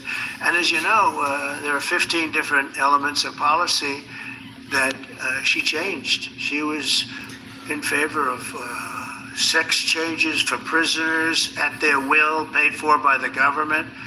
And now she says, no, I don't think that would be a good idea. She was totally, when you talk about fracking, she said no fracking we have 25 commercials. Sometimes we put them on simultaneously. She's just, and now all of a sudden, I love fracking. I think it's wonderful. She's a liar. Today, though, it came out, they had a bad thing come out today. One of her people said she's essentially against fracking. And it's very interesting when that came out. It was sort of a big story. One of her top people said that because that's where they are, Rick. That's where they are. They're against fracking. They're never going to. And they're against anything having to do with what's under the ground. And that's what, Germany just went through it. They almost destroyed themselves. They went into a... Hi guys, it's Lisa, and we have some spectacular savings going on right now at Pride Hyundai of Seacon. A situation where they were putting windmills all over the place, and to whip that process going, Germany will right now be bust. That's one of the primary reasons that Angela is not there anymore. They tried it. They had solar. They had solar fields that's so big. I saw a solar field come, and I'm in favor of solar, but it's not the same thing. It's got to fire up these massive plants. It's not going to. But I saw a solar field the other day that looked like it took up half the desert. I've never saw anything like it. It's all steel and glass and wires and it looks like hell. And you see rabbits, they get caught in it and for the environmentalists, it's just terrible. I like, some applications where you have it on a roof or you have it on something, but I'm looking at solar fields that are like miles and miles of just, and what it does to your desert areas or the areas that you're putting, it's just crazy. We have stuff right into the ground. Natural gas, we have things that, we had the cleanest air that we've ever had during my administration, and yet we also had more jobs, more productivity. We had the best numbers we've ever had. We had the lowest taxes we've paid in So we're in a race, and we're in a race with some very sick people. They're liars. They just lie. They lie about everything. And I was going to hit her really hard on the trail today, but now I don't have to because she's off. She's off. No, I can't get over it. Who the hell takes off? We have 14 days left, and she'll take a couple of more days off too. You know why? She's lazy as hell, and she's got that reputation. She's a radical left lunatic. She's further left than Bernie Sanders or Pocahontas. Now, Pocahontas is the worst. Because I think, is Pocahontas further left than Bernie? Just about, right? It's close. It's close. Who the hell cares, right? Rick says, I don't know. But they're out there. But she's the furthest left. We can't have a person. She's a Marxist. Her father's a Marxist professor. By the way, the fake news, look at all of them. Where is the father? We should interview because I'd find it interesting to see what he has to say. Me too. He's, I don't know, they seem to have a problem, but it would be nice to interview the father. He's a Marxist professor. And I think that's okay. That's good, fine. But I think it's appropriate that the father be interviewed by the fake news. They don't want to interview him, and I wonder why. If we had a real press in this country, this wouldn't even be a race. And I'm not sure it is a race anyway. They just came out with the Atlanta Constitution, just came out with a poll that we're 5 up in Georgia. Nice. We're up and let's see what happens, because it all doesn't matter, because, bad things happen. Some very, very bad things happened last time. Very true. And, but this time we don't have COVID. And it's going to be a lot harder for them to do bad things. So we're going to see. We have tremendous people. We have a lot of lawyers working. We have lawyers working, numbers of lawyers that nobody's ever seen before. Because we're not going to play games, because we're going to lose our country. Our country's failing. We don't know what we're doing. We're laughed at all over the world. President Xi thinks we're stupid. Putin thinks we're stupid. That would have never happened. Putin, if I were president, Putin would have never, ever gone into Ukraine. Now we have never a number of dead people that's so much greater than what they say. They knocked down an apartment house that's 2 blocks long. They're big buildings in Ukraine, 2 blocks long and 20 stories high, and they say one person was slightly injured. No, many people were killed when they did that. And these towns and cities all over Ukraine are knocked down. Millions of people. I mean, when you look at the total number of dead from that war, and it would have never happened, should have never happened, there was 0 chance. His energy policy also helped it happen, because he drove energy through the roof, because he doesn't know what the hell he's doing. And if you look at now, Israel, October 7th, that would have never happened. But if Bibi Netanyahu followed the plan of Biden, he didn't want him to do anything. And a bad thing happened today. You probably heard. Now, the press isn't covering it very much, which is just incredible. Possibly our Defense Department or somebody. Anyway. This place.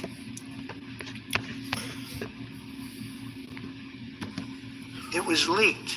The entire military plan of Israel. The military plan. Yep. The plans they have at the highest level. It was leaked. He's not lying. It came out today. They were supposed to go in with a secret attack that was found out today. The whole plan was leaked. Good job, Netanyahu. Good job, Biden. Confidential information.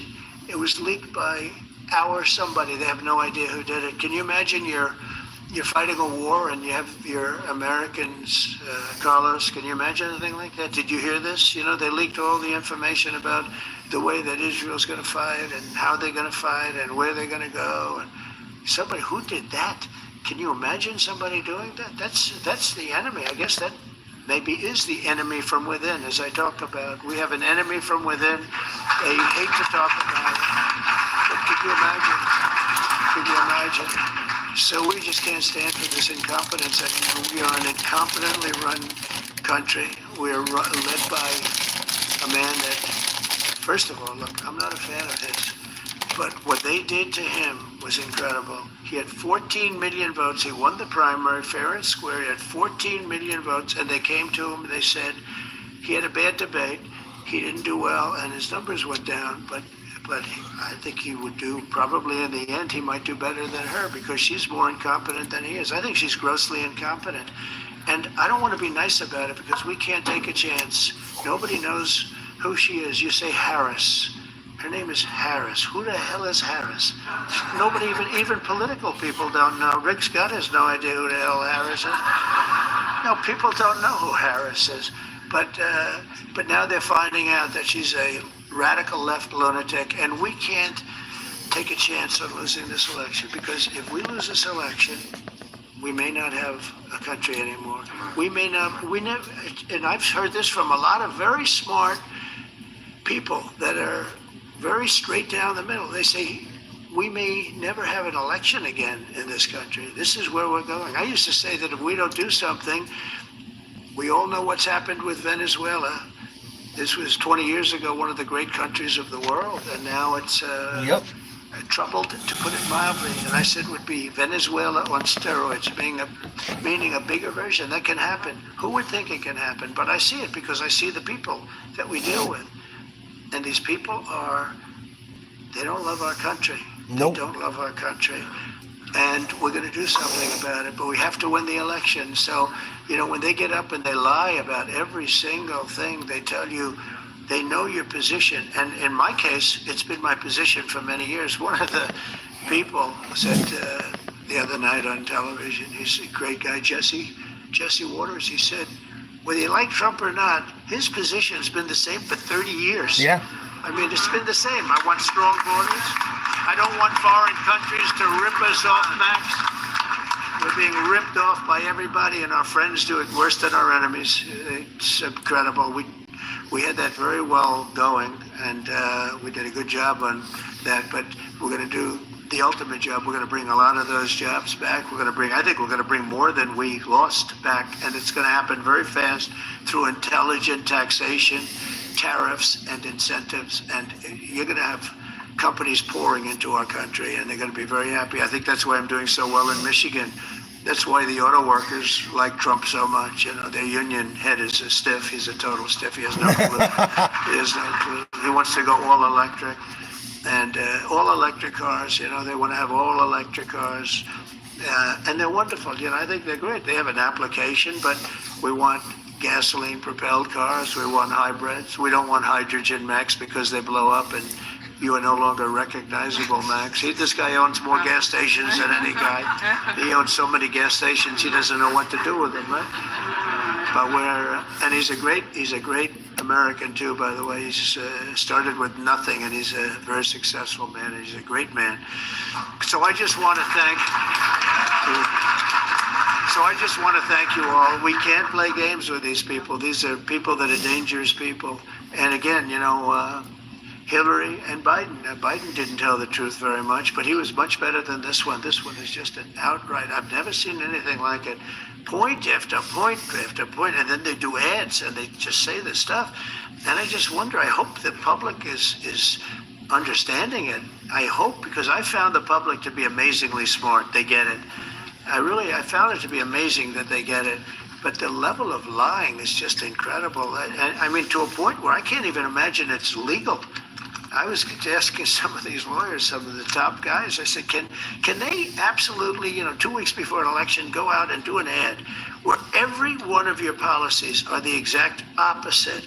Isn't that election interference, and isn't that fraud? And isn't there a court that can do something about that? but the end result is, we could talk about it here and people can listen and they understand it. And I think they understand it. So maybe what we'll do is we'll go around, take a couple of questions and have a little fun, okay? It's an honor to be with everybody and especially this great Hispanic community. Great, thank you very much.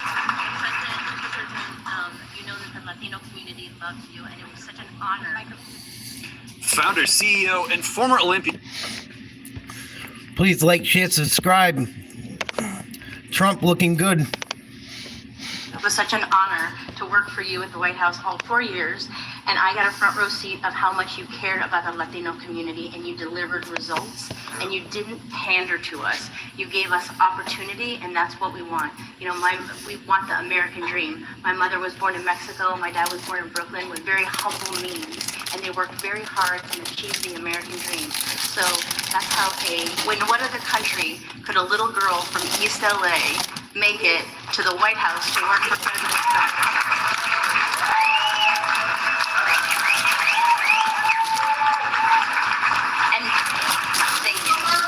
And that dream is achievable through jobs. And we care, like all Americans, about the #1 issue, and that's jobs and the economy. And we have some amazing business owners here, sir, that want to tell you about how it was under your administration and what the trouble they're having. And so we have Joel Garza, who's here, who owns many Sonic franchises, among many other things. He's an entrepreneur.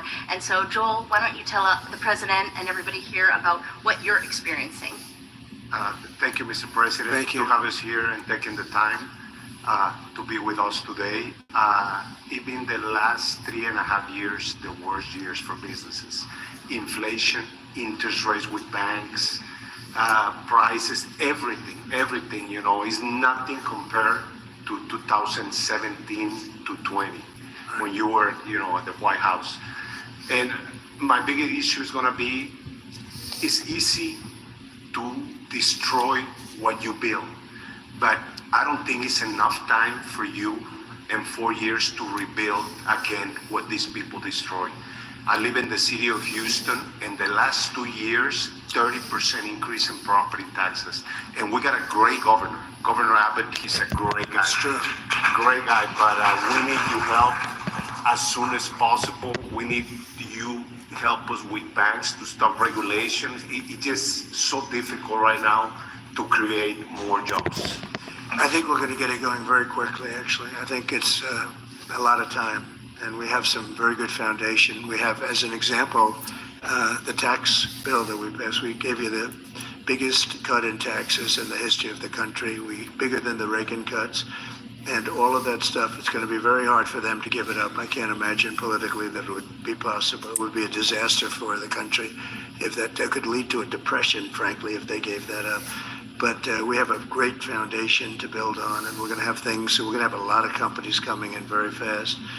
And I know your area does have some problems. Later, Opil. People don't talk about that, but they do. But most areas have problems because the policies of this administration, they don't even have a policy. They don't have a policy. There's nothing. They don't have anything. They don't know what they're doing. I mean, think of it. They want to go to all electric cars, the whole thing electric. They need $9 trillion, I read the other day, to do a charging station, Max. He owns gasoline stuff, and to do a charging station. And they built 8 charging stations up in the Midwest someplace. They spent $9 billion. I kid you not.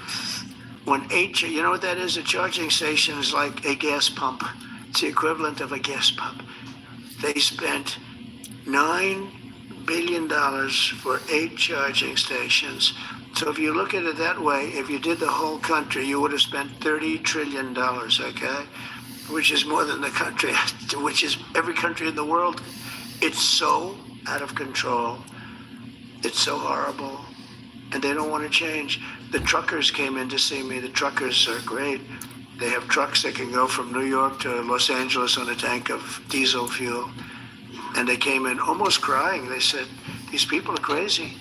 They want us to go to electric trucks. And the problem is they don't go far. They'd have to stop 6 times I mean, you talk about no deliveries, they have to stop 6 times. They're 2.5 times heavier than gasoline or diesel. So the truck would weigh 2.5. I said, well, that could be a problem, right? Yes, you'd have to rebuild every bridge in the United States because they can't hear. What do you think of that, Carlos? So now if you're a child, you'd say, okay, that doesn't work. You know, those two things, right? It doesn't go far. And the third thing is they'd have to use half of the capacity for the battery because the battery takes up tremendous amounts of room, much more than a load of diesel fuel, which is, you know, something. And by the way, even little things, I'll give you little boring facts. As the truck goes, the fuel gets lighter, the battery stays the same weight. So it's massively heavy, and it takes up about 50% of the area that you're supposed to use to transport things. So it doesn't work. So normally what you do is say, all right, after about, would you say 3 minutes, Carlos? 3 minutes, you'd say, okay, let's get on to the next. That doesn't work. They say, we don't care. We want you to do it. And these truckers are beside themselves. They're going to be forced to do electric trucks. They're not going to work. Maybe someday in the future, I don't know, maybe someday, but it's possible it'll never work because it's so crazy. But think of it, just the weight or the distance, they don't go far. The cost is astronomical. And these guys are going to be all put out of business. You're not going to have any truckers. And they say, we don't care. Build it. That's what we want. We want all electric trucks soon. Like, you give them such a short period of time. These are big. One gentleman had 29,000 trucks. And he said to me, you know, I've been buying trucks for 50 years, and every damn year they got better and bigger and stronger and more efficient. Every single year. And then we build the cabs. We build apartments on the back of those trucks. And I'll tell you, sir, I know you like luxury. You'd be proud to live in one of those trucks. See, I don't know about that. I might be. Who knows? Who knows? And I think he meant it, actually. But he said, you'd be proud, you know, in the cab they built like the place for them to sleep and stay. He said, some of those things are so beautiful. But he said, every year for 50 years it got better. And if we had to go to electric, we would go back more than 50. We'd go back to 60 years. It would be worse than the truck from 50 years ago. It doesn't work. So what you say is it doesn't work. But they want to force it down your throat. Look at the case of Los Angeles and California. They have brownouts and blackouts all the time, and they want to go all electric. Because they're morons. Enough electric for themselves. They want to go all electric with one of the worst governors. Can't go all electric. She, as the Attorney General, helped destroy the state of California, and she destroyed probably, that's Harris. She destroyed probably maybe the best city in the world. I mean, San Francisco was one of the greatest cities. Yes, she did. A friend of mine, Bob Tisch, used to say that it's the best city that he's ever been. He was in many cities, the great Bob Tisch. And he said San Francisco was the best city in the United States. And now it's horrible. You know, I own property there, and it's very costly every time I do this. But I don't care because this is a much higher calling. I hurt the value of my property tremendously when I say this, but it's almost unlivable now. Yep. With the crime and all of the things that are happening. And the only thing I would disagree with you on is that the economy is very important. I actually think that the biggest thing is the border because the border is destroying our country. Yeah. The border's killing our economy. But I think, and it's made really bad by the horrible inflation that was caused. The inflation is really the biggest problem. But I really believe that even the inflation, and that's a country destroyer, it's a country buster, they call it, inflation. But I really think that the biggest problem this country has is what they've allowed to happen to us on the border. They've allowed our country to be destroyed. Yeah, they sold us out. Thousands of murderers and drug dealers and terrorists and people from mental institutions. And babies we got to take care of. Into our country. They're emptying out their jails. And by the way, their crime rates all over the world are going down. There are many people now coming from the Congo and Africa. It's not just, you think about South America, they're emptying out their jails in the Congo. And they're delivering them to the border and they're saying, congratulations. Trump, baby, Trump. And we have 21 million people at least over the last little while. And if they got in, they're going to have open borders 100%, just like they tried to trick everybody. They said they tried to tighten it up a little bit just to make, because they have an election coming up. It didn't work much, but they forgot to tell you that they continue to fly big, beautiful Boeing jets right over the border with hundreds of thousands of illegal migrants landing in the Midwest and other places. They forgot to stop those planes coming in. They thought they were going to put a little bit of a show on the border and they could show something. They didn't do it. I think it's the single biggest problem because our country is loaded up right now with murderers and with people and seriously ill people from mental institutions. And those mental institutions are empty. And those jails are becoming empty. And countries are down 60, 70, and 80% in crime. And we're going through the roof with crime. When she said, no, the migrants don't commit crime. These migrants are, the criminals that they're allowing in are tougher than any criminal there is. The only good thing about it is they make our criminals look like nice people. These are ruthless, horrible people. I'd like to ask Max to say a few words because he gets it from the standpoint of where he was born. He's absolutely right. Trump 2024. Please like, share, subscribe if you hadn't. What's up, Adam? Absolutely, Nolan. I don't just steal content. I do reaction videos. We look at shows. It's a podcast, a live stream. Why do you care?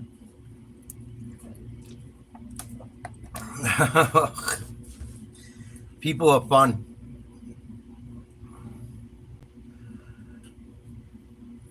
I agree, Sherry. Salute. Please like, share, subscribe. Trump 2024. What's up, Adam? How you been, brother? But yeah, term limits would help that for sure. Probably Opil. Probably. But Kamala took a day off. Yeah, Kyla. I'm sure she's got a ton of great policy. All she asked for is donate, donate, donate.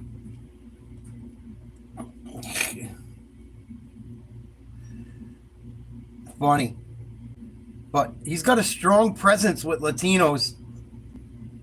And I don't understand why people that support Kamala Harris don't see all these Latinos and Latinas that come from communist countries, socialist countries, that are voting for Trump because they don't want it to happen in America. That's why they left. They left these countries and for a better life, and now their life's being stolen here in America.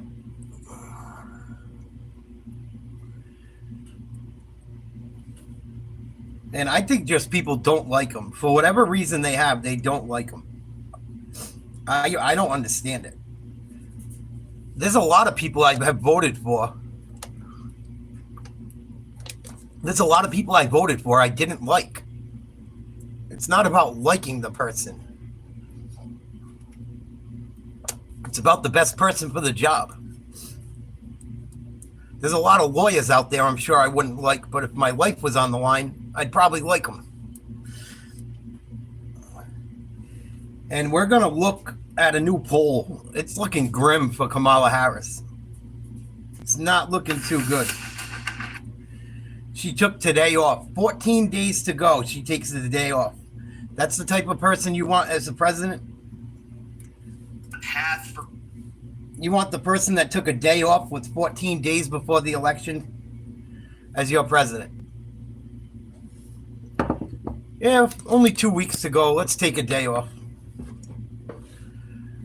Yeah. You know, solar stuff is good. Electricity's good. I'm not against green energy, but it can't work the way they're trying to do it now. The technology is not good enough to do it on a massive scale like they want to. And there's some updates in the polls. Kamala doesn't look like she has a single path left to victory if it's a fair election. Please like, share, subscribe. Trump 2024. Absolutely, Scotty. I don't like him either. There's a lot of shit Trump says I don't like. But if it comes down to him or her, it's got to be him.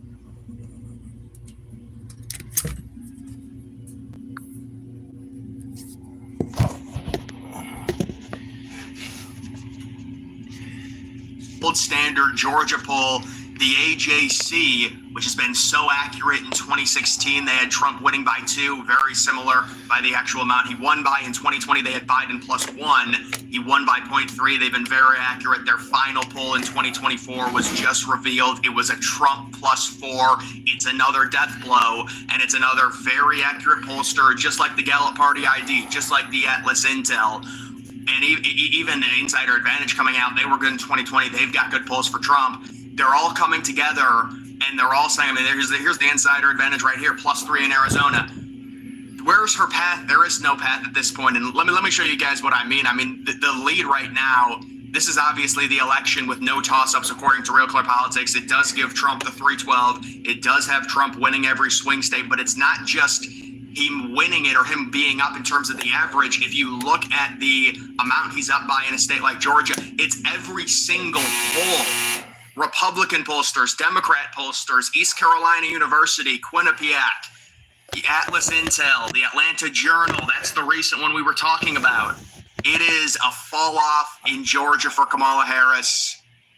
And we haven't seen Trump up by this much really since late July, right when Harris was joining the race in Georgia. So this is crazy. You can see the Wall Street Journal falls off. It's every single poll that's right now in the aggregate. Donald Trump is winning, and it's got a 2.5-point lead. And remember, very interesting. Look at this state in 2020. Biden was sitting +0.8. So that tells us that Georgia was very accurate because Biden won by 0.3. So that's only a 0.5 difference in terms of their October 22nd poll versus the actual result. And now we're here in 2024 on October 22nd, and we're seeing Trump +2.5. So it's probably going to be very close. So this could probably be like a 3-point victory in Georgia, I would say, for Trump at this point. But that's just to say, I mean, you talk about that. How can you really refute the fact that Trump possibly wins this state?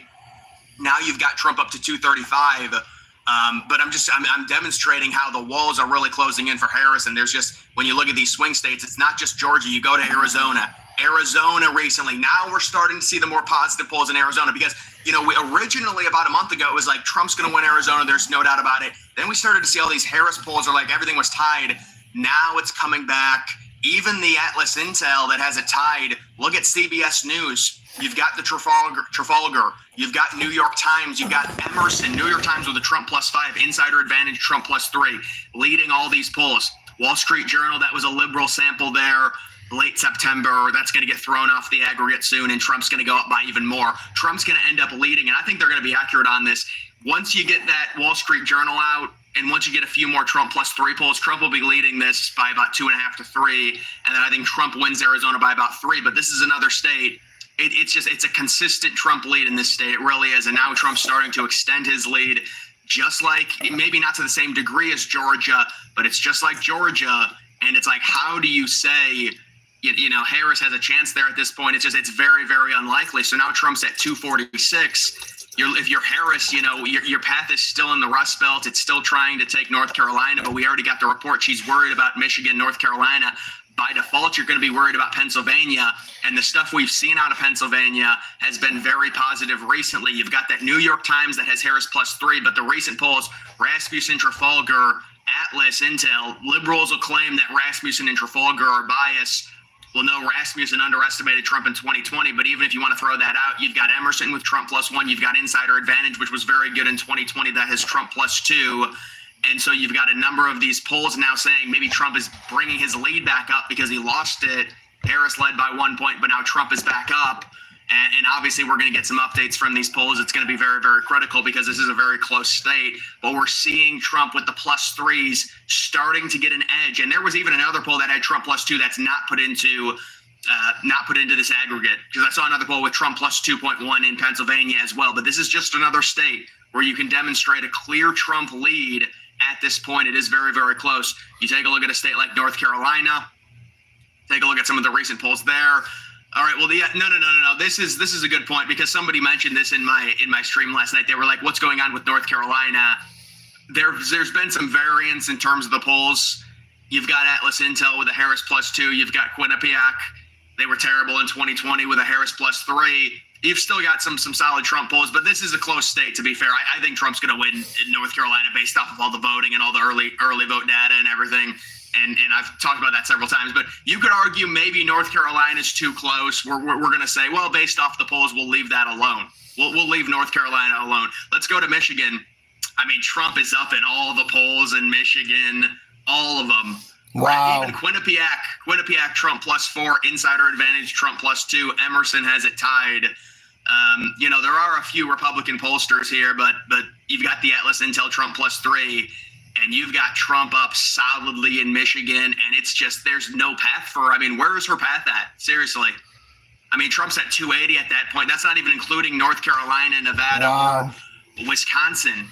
And by the way, people think Trump's going to, you look at the betting, people are really confident Trump's going to win North Carolina. But with what's going on right now in Arizona, in Georgia, those two states are trending way away from Harris, way away. Pennsylvania is on that track as well, by the way, with all the investment that Elon Musk has made, Trump going there, weekly almost at this point. The liberals getting very angry at Kamala Harris, saying she's not campaigning hard enough. She barely does rallies. They're going to turn on her so quick on election night when she loses. Now there's reports from people saying the race is going to be, we're going to know, because of how crazy the early voting is, we're going to know very early that Trump wins this race. You've got Pennsylvania Republicans out-requested Democrats for mail-in ballots again today. Republicans gained 2.2 points on the mail-in returns in a single day. Very, very good news there. And you've also got all of the updated swing state margins. What is this? JL Partners, Michigan, Trump +1, Wisconsin, Trump +1.2, Nevada, Trump 1.8, Pennsylvania 2.5, Georgia 3.5, Arizona 3.5, North Carolina 4. Introducing the new Ego Power Plus 2-stage snowblower, a heavy-duty workhorse with unmatched power from the #1 rated brand in cordless outdoor power equipment, featuring Ego's peak power technology. It combines the force of 2 of Ego's patented 56-volt arc lithium batteries, delivering the power and performance of gas while pushing through even the heaviest of wet snow. On just a single charge, this self-propelled snowblower can clear up to 8 inches of dense snow from an 18-car driveway before launching it 50 feet in the direction of your liking. 4 bright LED headlights, durable, quick and easy controls, and heavy-duty, thick-tread tires make commanding your way through a whiteout effortless. Take on anything winter throws at you with the all-new Ego Power Plus 2-stage snowblower. The power and performance of gas without the noise, fuss, or fumes.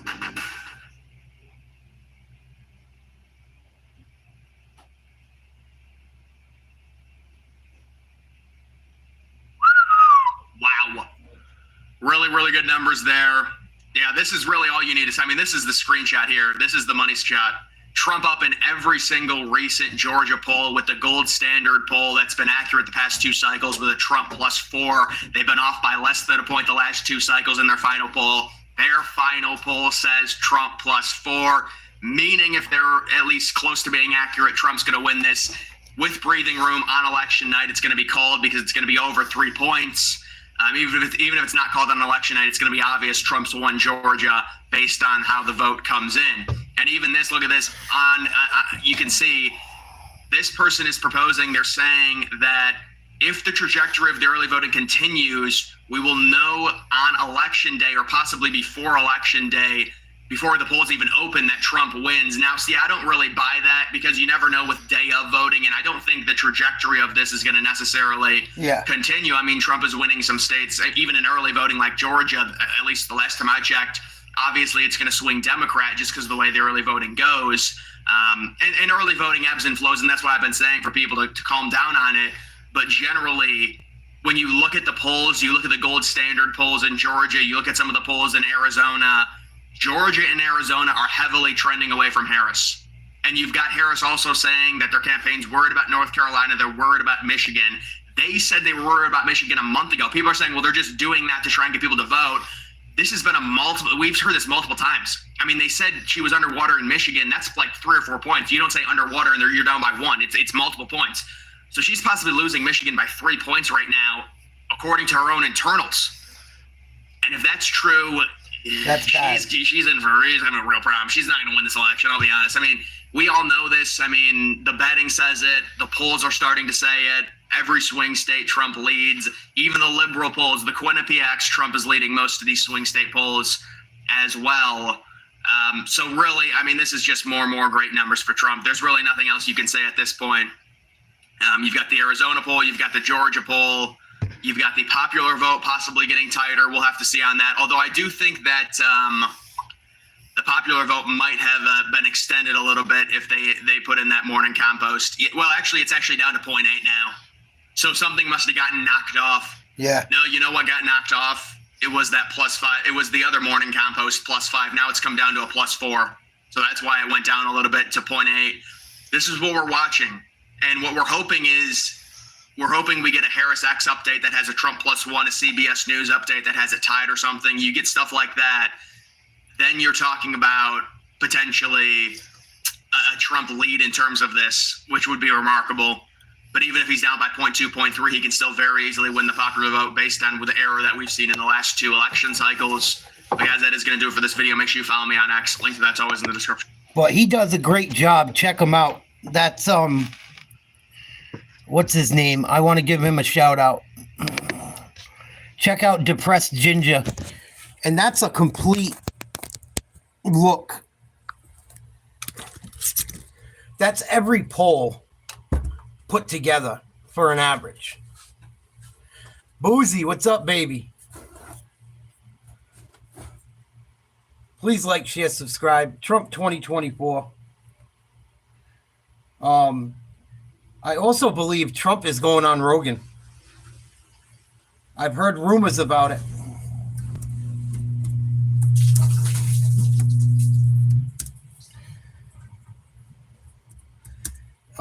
I want to look into that too, because I'm pretty sure it came out today. That he might be going on Rogan. But regardless of who you think's up in the poll, go out and vote. But there's a lot of talk about it. A lot of talk about it.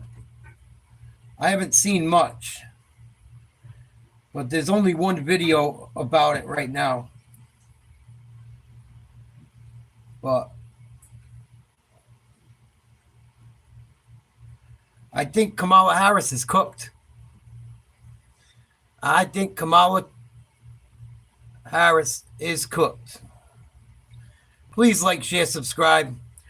Yeah, I'm in my basement doing a podcast. What does it matter to you? I hear you, Adam. Yeah, I want it over with too, Mia. I hope so, Josh. Kamala. And I want to go back and watch Trump at the Al Smith dinner. We never got to do that. We haven't looked at that yet. Yeah, I'm just old and beat up. I'm not on anything. I wish I was.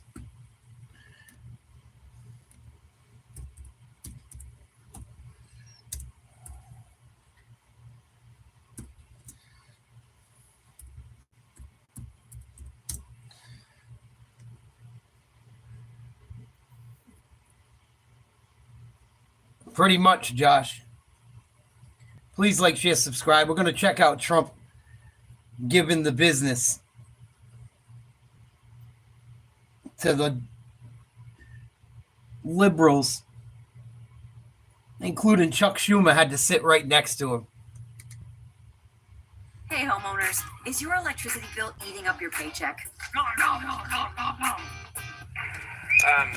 By the way, now it's time for the main event. Okay? Let's get ready to rumble. This is also the only part of the show that you will see on Fox News.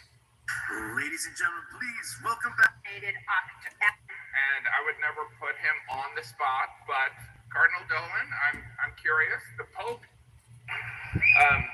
By the way, hey Trump.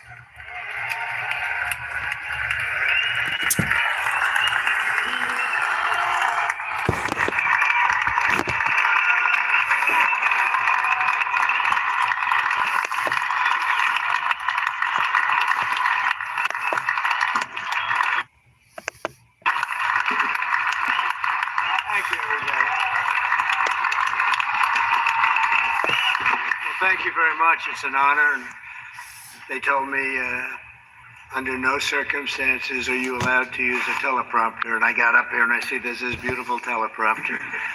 So here I am. But it is a tremendous thing. It's a tremendous dinner. I've come here with my father.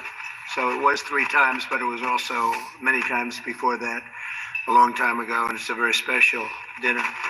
And you've done a fantastic job, Cardinal. Thank you very much. I appreciate it. So I'd like to thank Your Eminence very much and members of the clergy, so many people I know. Speaker of the House Johnson, what a job you're doing. Now I was. He's done a great job. Senator Schumer, good. I supported him. I don't know. He used to say that's true, and now I'm not sure he would, but I gave him his first check from an office in Beach Haven, and I was very proud of it. I don't know about lately. Now I was. It was his first check. He was running, and I said, he's a good man. Senator Gillibrand, thank you very much. Thank you very much for working hard. Governor Hochul, wherever you may be up, this is a big day, that's right. Where is the governor? Good job. It's not an easy one. I want to find something better quality.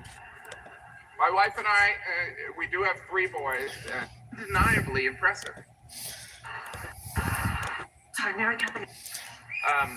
By the way, He really is. He's going to make us a healthier place. We're going to let him go particular. First check. He was running, and he's a good man. Senator Gillibrand, thank you very much. Thank you very much for working hard. Governor Hochul, wherever you may be, this is a big day, that's right.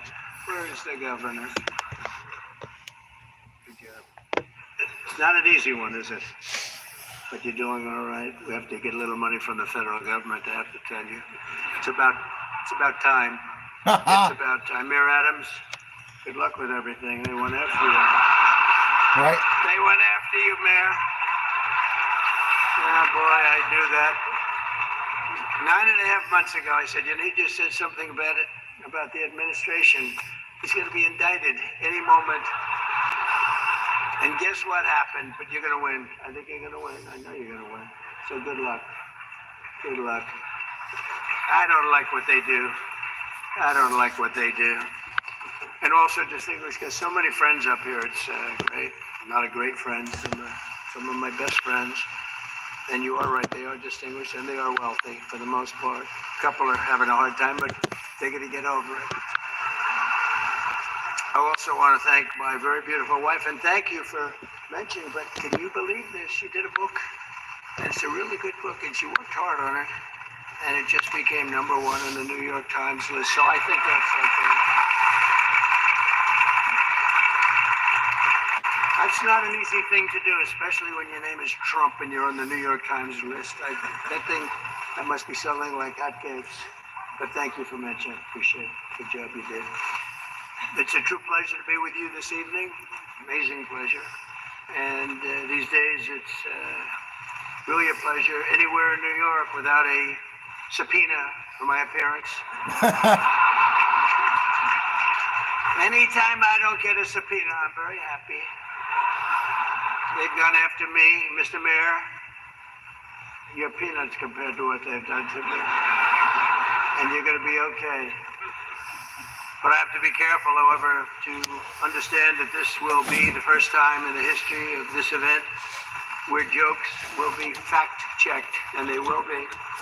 And they will be. It's been a long tradition for both Democrat and Republican candidates for president of the United States to attend this dinner.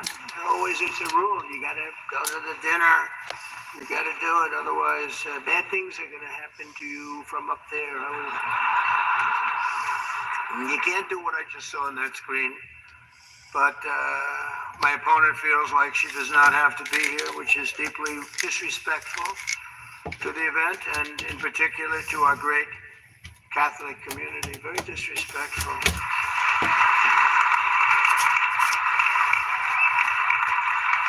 The last Democrat not to attend this important event was Walter Mondale, and it did not go very well for him.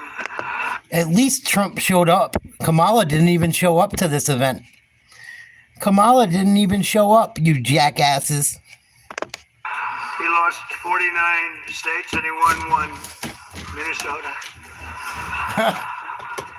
So I said, there's no way I'm missing it. Actually, it was not easy for me to get here tonight. God, I wasn't going to miss this thing, no matter, I didn't care. I wasn't going to miss it, but that's true. Walter Mondale, 49-1. He was expected to do well, and it didn't work out.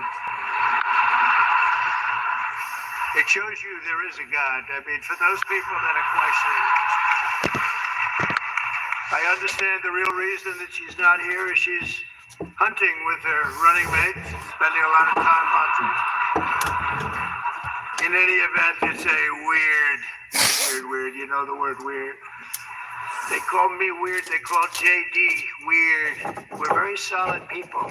This guy is calling us weird, but this was weird that the Democrat candidate is not here and with us tonight.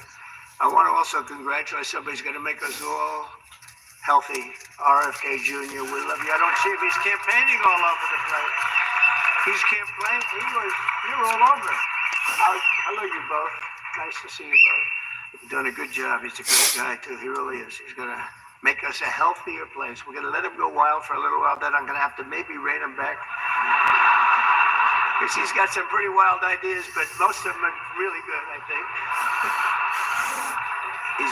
He's a good man, and he believes the environment, the healthy people. He wants healthy people. He wants healthy food, and he's going to do it. He's going to have a big chance to do it because we do need that.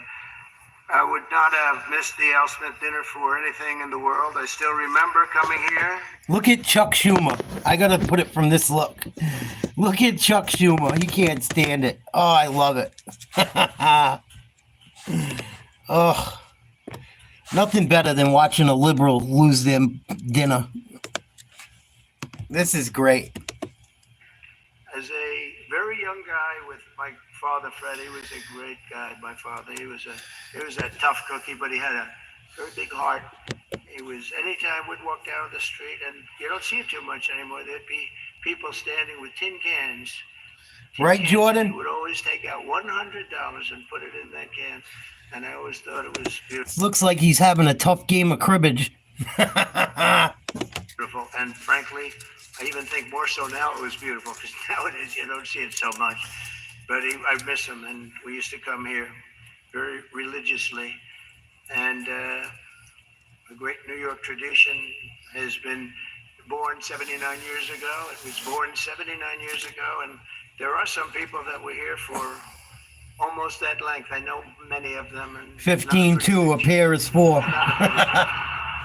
The two candidates for president are supposed to exchange good-natured barbs, and you know we get along very well.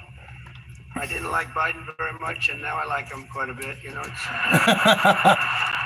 now I say that she's much worse than him. He was a much better candidate than her, actually.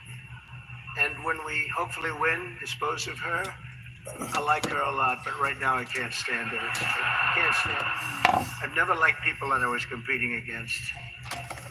When you do, a lot of bad things happen. And we are doing well. By the way, the votes are starting to come in. You got to get out and vote. And Catholics, you got to vote for me. Just remember. You better remember I'm here. And she's not. I could have done that too. Right. But you do something that's incredible. The Catholic Church, you're helping the poor, educating. Kamala Harris has gotten a lot of backlash not showing up to this dinner. And then she shit on Christians and Muslims, specifically Catholics and Muslims. She's fucking can't help herself. She can't do nothing right. She hasn't done nothing as vice president. She took today off. Trump's still running around the country doing his thing. If you don't vote for Trump, man, I don't know what to... Man, I don't get you. I don't get it. Children and supporting the vulnerable. But if you really wanted Vice President Harris to accept your invitation, I guess you should have told her the funds were going to bail out the looters and rioters in Minneapolis, and she would have been here guaranteed. She would have been here. Yep. Guaranteed. She would have been okay. She would have been okay with that. Look at Schumer shaking his head. He's such a piece of shit. Oh, I can't stand him. This guy is the worst. Look at him. Every time Trump makes a good joke, look at this dude lose it. Oh. I know this isn't my normal crowd tonight because it just isn't. It's not my normal crowd. Believe me, my normal crowd is younger, has a lot more energy, but you have certain advantages too, like cash, lots of cash. But many of you are Manhattan liberals from the media and the Democrat Party. I always say the Democrat, you know, Chuck doesn't like that. He likes Democratic, and it sounds much more beautiful, the Democratic Party. I always say the Democrat Party because it sounds worse. Ugh. I love when he gets under Schumer's skin. It is true. He likes Democratic. Why don't they just change the name? This way, you know, it is Democrat. But I must say I was shocked when I heard that Kamala was skipping the Al Smith dinner. I really hoped that she would come because we can't get enough of hearing her beautiful laugh. She laughs like crazy. We would recognize it any place in this room, and all polls are indicating I'm leading big with the Catholic vote, as I should be, But I don't think Kamala has given up yet. She hasn't. Instead of attending tonight, she's in Michigan receiving communion from Gretchen Whitmer. Wow. That's not a pretty sight. No. But Catholics, please don't be too insulted by Kamala's absence. If the Democrats, thank you very much, I appreciate that. If Democrats really wanted to have someone not be with us this evening, they would have just sent Joe Biden. Trump, baby. Trump 2024. You know, he's having second thoughts, you know that, right? He wants to come back. If she does any worse in the polls, they're going to bring him back again, I think. Chuck, he's going to do it. He's the one that got him out. That's the guy. Much more so than Crazy Nancy, I will tell you. Because I know him. He did it. Joe has almost disappeared from view. The only way he could be seen less is if he had a show on CNN. They've got nothing. Fake news, right? Fake. That term wasn't good. You know, they say that term is no longer in vogue because it's much worse than fake. I don't want to tell you what the real name is. I won't do it. It's propaganda. All those cameras would shut off immediately. They don't like that. But apparently Joe didn't think it was fair for me to have the podium to myself with Kamala skipping the event. So he called, looked at me, and said, "Don't." Does anybody understand that? Yes. I thought it was actually very good until just now. It was announced this morning that at a funeral yesterday, in a rare moment of clarity, Joe He told can't Barack fuck with Hussein Donald Obama- Trump. Chuck Schumer can't fuck with Trump. Only a few people got that. Or as Rush Limbaugh used to say, Barack Hussein Obama. Remember? He was a piece of work. We miss him. But as he told Barack Hussein Obama, quote, "She's not as strong as me. She's not as strong. Do you understand that?" And Obama agreed, saying, "That's true. Other than that, I think the Democrats are getting along quite well." Right? Nobody got that one. The fact is, we need new leadership in this country. Right now, we have someone in the White House who can barely talk, barely put together two coherent sentences, who seems to have mental faculties of a child. It's sad. There's a person that has nothing going, no intelligence whatsoever, but enough about Kamala Harris. Let's get on to something. I know Kamala's word because she spends a lot of time complaining. I won't agree to another debate. But the truth is, I've debated twice this year, once against Joe Biden and once against David Muir of ABC. That was amazing, 11 times. none for the other side. Do you think that's fair news? I don't think so. That's fake news. I don't know what's going to happen 3 weeks from now. It's going to be very interesting. It just started. It's actually, isn't it sort of exciting, right? It really, isn't it just exciting what's going on? It's a process. It's a rough process too. Not so pretty, and yet sometimes very beautiful. But the press is reporting the Democrats are starting to panic. They're panicking. They are panicking. Look at because, Schumer. the votes that are coming and very, very strong. I won't tell you what way that is, but Chuck Schumer is here looking very glum. Doesn't he look glum? He looks glum.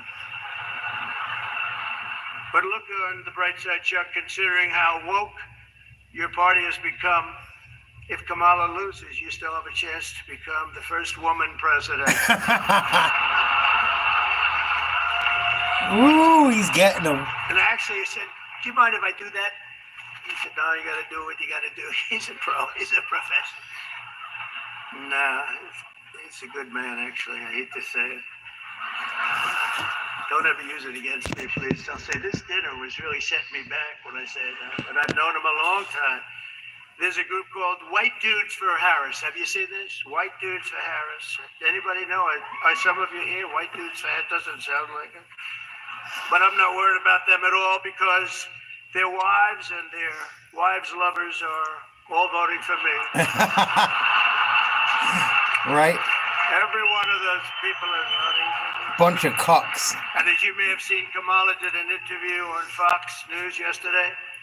It went so poorly for her that the Democrats have been forced to install another 100 drop boxes throughout the city. And the upside really is Kamala now sees the benefit of deportation. She wants to deport people. She's vicious. She wants to deport people, and she wants to start by deporting Brett Baer, Fox. It's an interesting interview last night. A major issue of this race is child care, and Kamala has put forward a concept, a plan. A lot of people don't like it. The only piece of advice I would have for her in the event that she wins would be not to let her husband, Doug, anywhere near the nannies. Just keep them away. That's a nasty one. That's nasty. I told these idiots that gave me this stuff, that's too tough. Right? Oh, I did. You know, they told me the last time I did this, I was running a... People don't even realize that he's just like talking comedy. There's truth in what he says, but this is like a comedy sketch. Are you guys morons? Hello? Against Crooked Hillary. And, I mean Hillary. I was running against Crooked Hillary and I did it, and I thought it was a roast. So I was told it's a roast. And I had the meanest guy you've ever seen write stuff up, and man, was the room angry. Even the Cardinal remembers. I went overboard, don't you agree, Cardinal? It was like terrible. And I knew I was in trouble around midway through because, you know, people had died. Even my own side was angry at me. They were saying it's too much. But I did it anyway. I didn't give it. Campaigning can take a toll on a family and family life, although I hear that Kamala and her husband carve out some really beautiful alone time at the end of the day for an intimate dinner, just Doug, her, and the teleprompter that she uses quite well. By the way, she wouldn't have liked this tonight if she was told about no teleprompter. I can't believe I saw a teleprompter. They said they've never had a teleprompter in the history of this dinner. I told that to the Cardinal, right? And then a teleprompter pops up for, he must be a very comedian. Get that? They give you one, but not me. How about that one? Huh? Come here. Yeah, they did a good job. Tradition holds that I'm supposed to tell a few Chucky. self-deprecating jokes this evening. So here it goes. Nope, I've got nothing. Yeah. I've got nothing. There's nothing to say. I guess I just don't see the point of taking shots at myself when other people have been shooting at me for a hell of a long time. Right. You know, they say about presidents, they say that Andrew Jackson was the president that was the most meanly treated. His wife died. She died of heartache. She was heartbroken at the way they treated him. And they say that second was Abraham Lincoln, but he was in charge of the Civil War, you know. So. But those were the two, Andrew Jackson. Up until me, now they say it's not even close. There's never been a president that's been treated so badly. There hasn't. Me and our people aren't happy about it, but I was treated a little bit rough. But I don't mind it somehow, and I think it's just part of the game. I'd like to thank our MC this evening, Jim Gaffigan. Most recently, Jim has been playing Tim Walsh on Saturday Night Live, and that'll be a very short gig, I hope, Jim. Right. But it was fun while it lasted, wasn't it? Let's see how that lasts. It better be quick. We don't want him, and I'm not going to say anymore. But unfortunately, Governor Walsh isn't here himself. But don't worry, he'll say that he was. He's going to say. You bet your butt. I used to think the Democrats were crazy for saying that men have periods, but then I met Tim Walsh. The stupid show, The View, is so bad now that the other day I was watching it and thinking to myself, you know what? They really need to bring Rosie O'Donnell back. That show is bad. Those people are bad. They are. I know every one of them, and they are bad news, I want to tell you. And it doesn't do very well either. I always like to say, ratings are very important. When they don't do well, it doesn't do very well. As I look around the dais, I see all of the usual suspects. For instance, Mayor Adams. I'd like to poke some fun at Eric, but I'm going to be nice. I just want to be nice because I know what it's like to be persecuted by the DOJ for speaking out against open borders. We were persecuted, Eric. I was persecuted, and so are you, Eric. The mayor's dietary restrictions are well known, but I've got to say, I've never met a person who's a vegan who liked turkey so much. There's something about him with turkey. I just found that out today. I haven't been in New York that much. Don't let it, but you're going to win, Eric. We have another former New York City mayor with us, frankly, easily the worst in our history. Wow. And it's not Michael, that I can tell you. I'm surprised that Bill de Blasio was actually able to make it tonight, to be honest. He was a terrible mayor. I don't give a if this is comedy or not. He was a terrible mayor. He was. He did a horrible job. That's not comedy, by the way, that's fact. But unlike the rest of New York, at least Bill doesn't have to worry about the criminals. They owe him big. He let them get away with a lot of stuff. Well, I'd better wrap up because Mayor Adams told me earlier that I needed to make this one very quick, especially the city has reserved this room for a large group of illegal aliens coming in from Texas. That's right, they've reserved many rooms, a lot of rooms, too many rooms.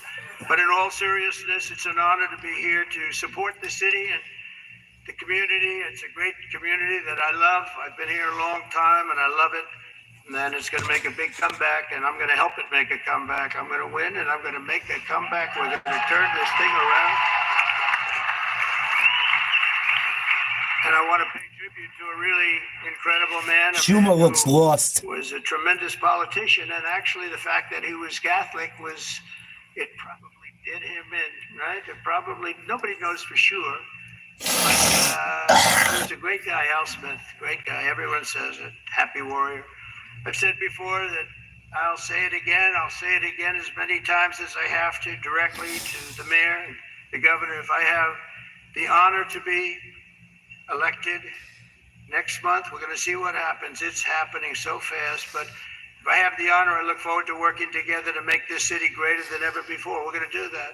We're going to be focused on. I'll work with the governor. I'll work with the mayor, Democrats. I will work with them. I work with whoever I have to, and we will even work very hard to bring back the SALT tax deduction. We're going to bring it back. We're going to bring it back. We're going to get that thing going, Chuck, okay? I actually thought about not doing jokes tonight. I was going to come out here and say, listen, our country is doing very badly. This is not about jokes. And then some. person said, you have to do justice, and I don't want to. There's nothing funny about what's happening to our country. And I actually meant that I was going to do that, but they convinced me to say some of the things I said tonight. I don't know if they were funny or not, but hey, you think this is easy standing up here and doing this? In front of half a room that hates my guts and the other half loves me? Half of us love me, well, maybe it's, I think 75% love me. But I actually, though, I did think about that, and our country is doing very badly with respect to its open borders and inflation, crushing things happening in the Middle East and Ukraine. It's so sad to see what's happening in Ukraine. Wow.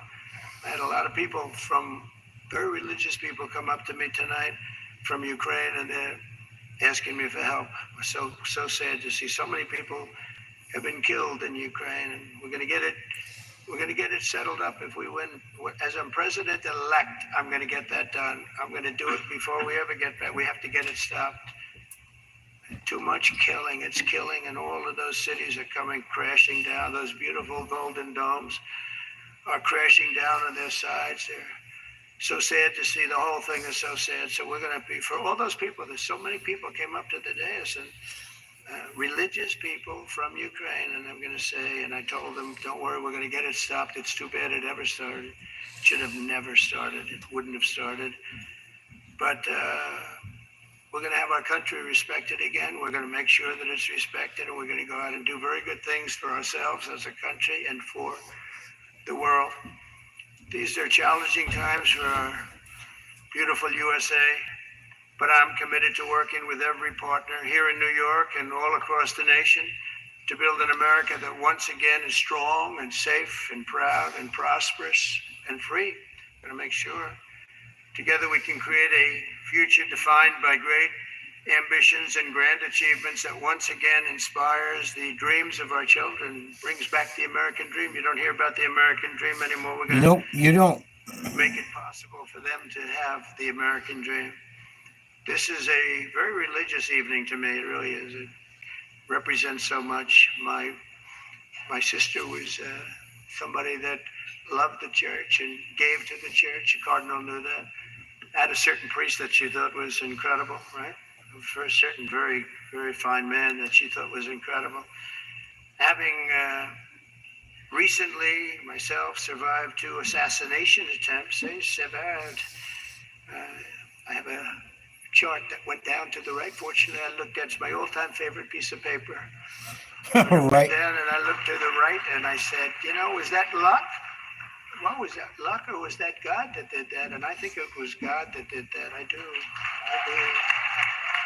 But I have a very fresh, Cardinal, I have a very fresh appreciation for how blessed we are by God's providence and his divine mercy. I mean, that was something, I was not supposed to be here tonight. That I can tell you. So with God's help, I know there is nothing that cannot be achieved. We can achieve so much good with this country and get together and unify. I want to thank the Al Smith Foundation for its noble work, and I want to express my tremendous gratitude to the Catholic community. It's a great community. It's a community I've gotten along with all my life. I tell you, when I was president, I was in the Oval Office and I got a call from the Cardinal. And he said, we need help. It was during the China virus. I want to be accurate when I describe it. And he said, we need help. Our schools are in devastating shape. They needed much more than $1 billion. I won't even tell you the number, but much more than $1 billion.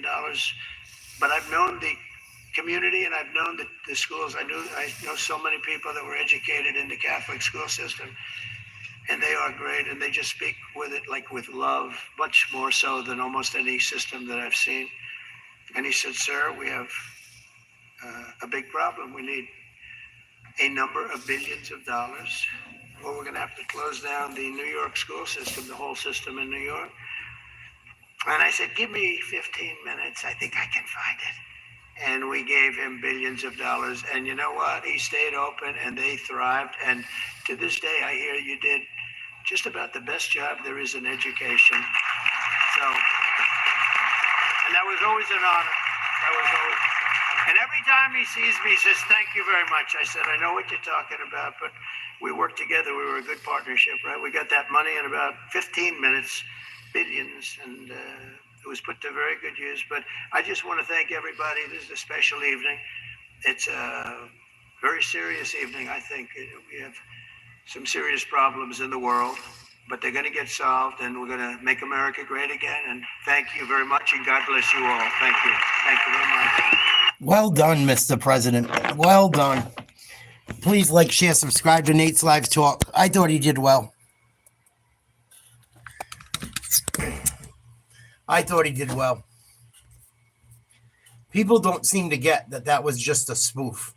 Like, it was some joke telling and whatnot. Funny.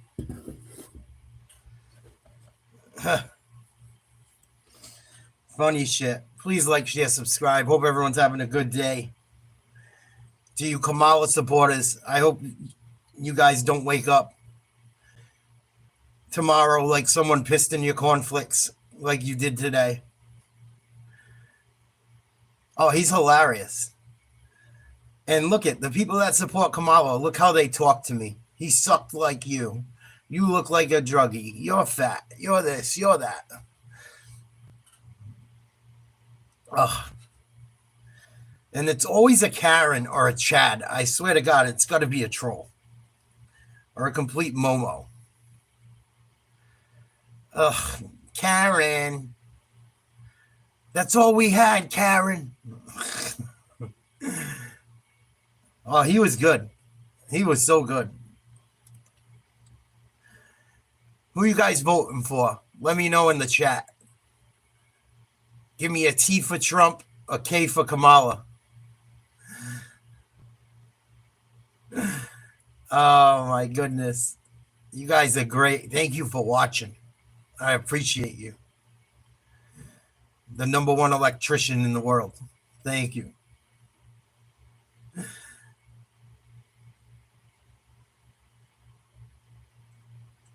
T. What's up, Brian? Salute. Country Joe, get fucked. No, I'm not. I'm sorry. I'm just a handsome man. I'm just a handsome dude, man. I don't know what to tell you.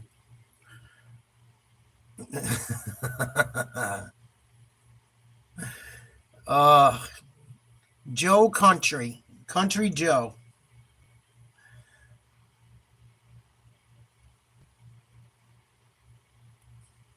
No one else is voting. Just a couple T's. I didn't see 1K.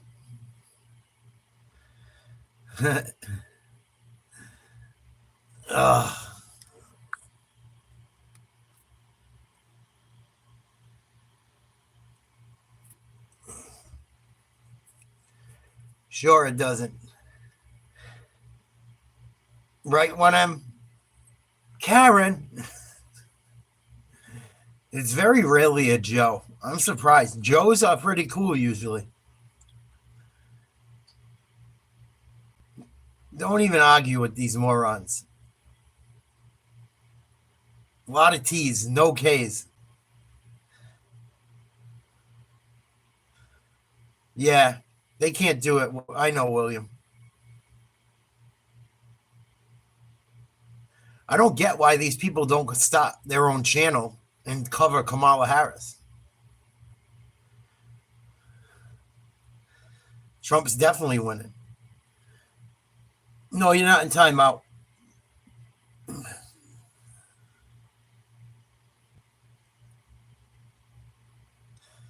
Lefty's losing it again today.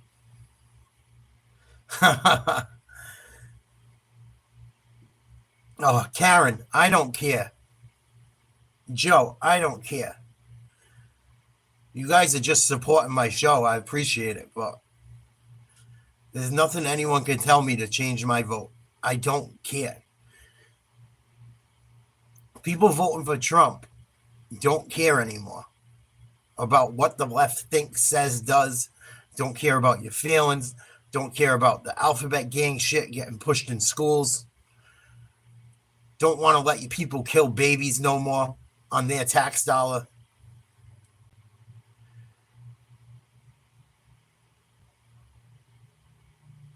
Jordan, don't even waste your breath. Don't even waste your breath.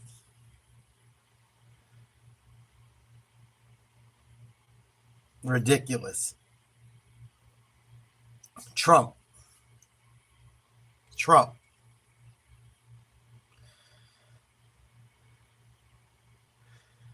I can't either, will you?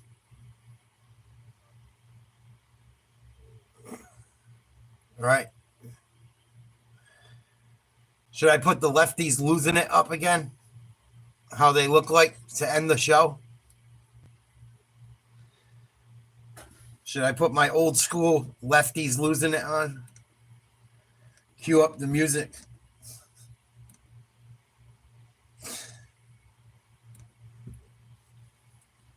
I still got it. I haven't done it in a while.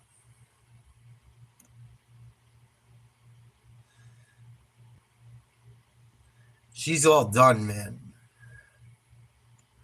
She's all done. Unless they steal it, she's all done.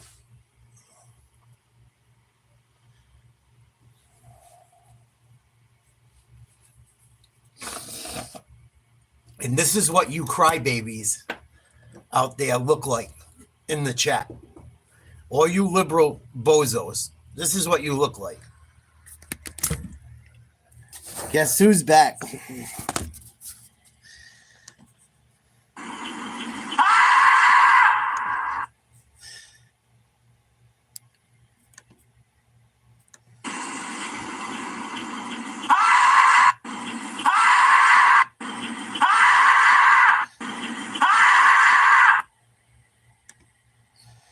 This is what all you liberals look like.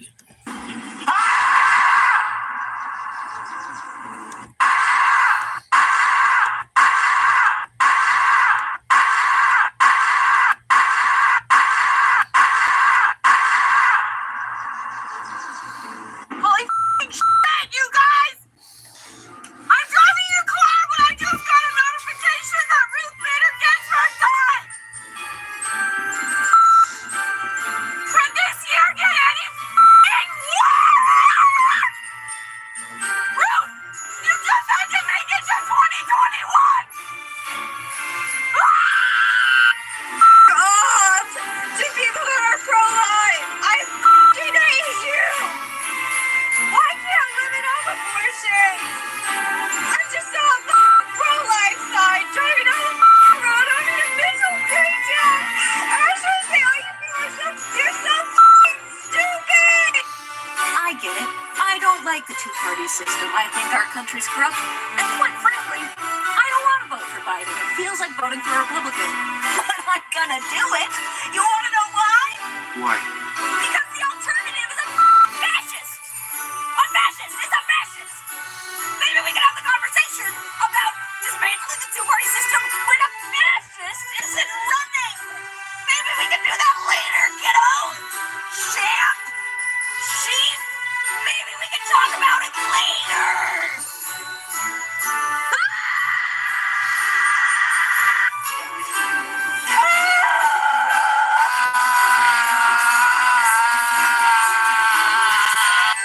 You guys, I won! I can feel pain before I was born! It's a baby!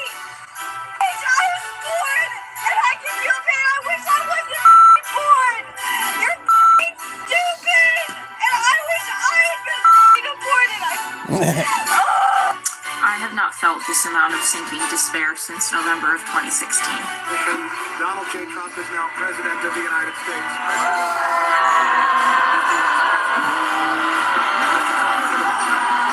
It's a great honor to be able to introduce one of the first.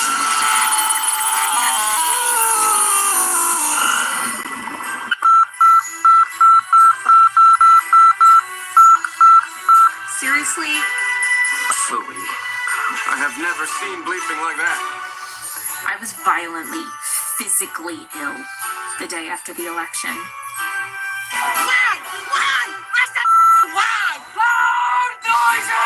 I'm honestly shaken to the core with fear.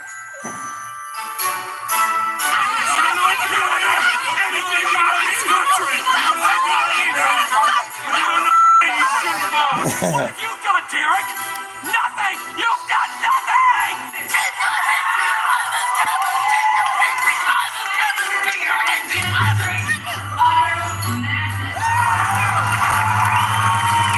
I am untethered and my rage knows no bounds!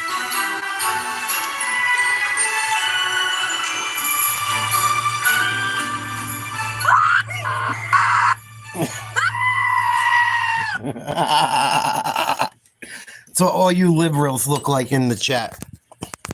That's what you guys look and sound like. Oh, November 5th. Hurry up and come. I can't wait.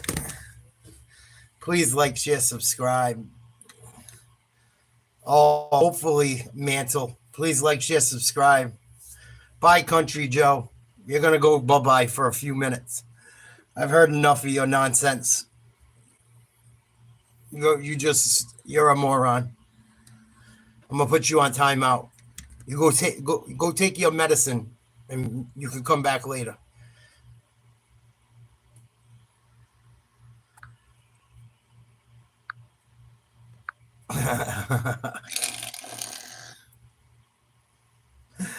Oh, you can go too. I've had enough of you idiots for enough today.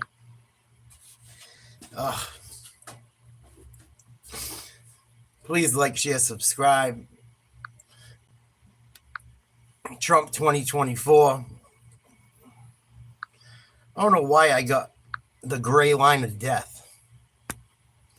Don't want to go away.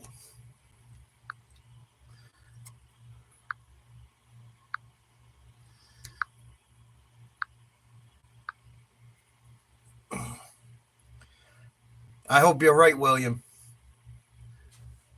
I can't only take so much of the same people yelling the same shit for so long. And I got to put them on timeout. They had 3 hours of free speech. They came up with nothing. Yeah, I don't like everything Trump does either, Jordan. But it's I got to vote for him over her. He's a way better choice than her. Well, if you want government spending to go down, you got to vote Trump. No ifs, ands, or buts about it.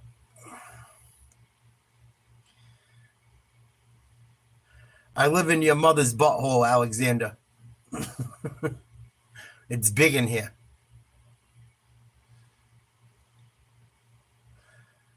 Your mother's butthole is a cheap place for rent. But I'm doing the best I can. I just started decorating with my Trump Spider-Man and my Celtics gear because the Celtics are playing tonight. I'm psyched about that. Hopefully they whoop the Knicks' ass. We're going to cover the game tonight. I'm going to get out of here in a minute.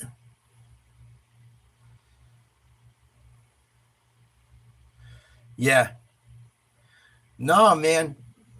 Look at, this is how you know it's their butthole. Look at the wall. It's been all reamed out. See, that's definitely Mom Dukes. It's been all reamed out. It's got to be redone. Yeah. Yep.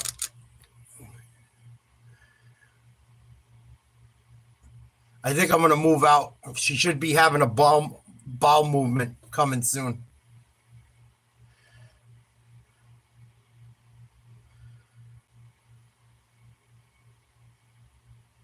Yeah, I'm not voting for a libertarian this time. He has no shot. Oh, they're getting scared, William. They're mental. They're fucking mental. What could I tell you?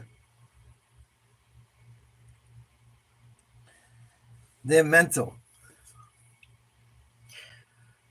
We're going to watch Danny Mullen raid the most liberal college in America before I go. I love watching Danny Mullen fuck with woke idiots. It's so much fun.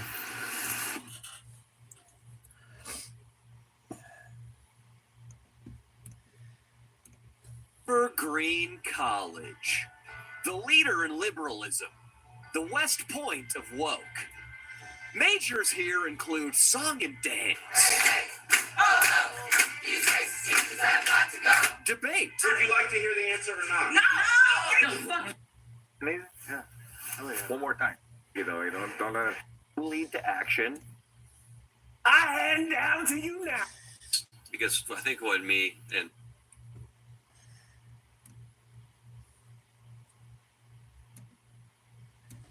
electricity. All right. Here we go. Alexander, you're a moron. Kamala Harris has been the president for 4 years, vice president. She's in charge of the border. She allows people to still come in. Get fucked. Get fucked.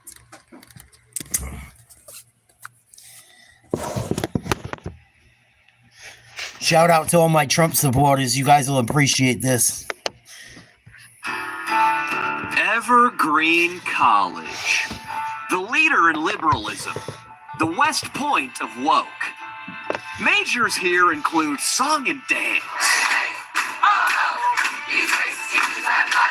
debate. Would you like to hear the answer or not? No, fuck you, George. You don't want to hear a goddamn thing you have to say. And clapping like a sea lion. Fuck you, Brett! Get out of my face! The school made headlines in 2017 when it asked white people to leave campus for a day. Brett Weinstein, an Evergreen biology professor, objected on the grounds that this sounded a touch segregation-y and, you know, racist.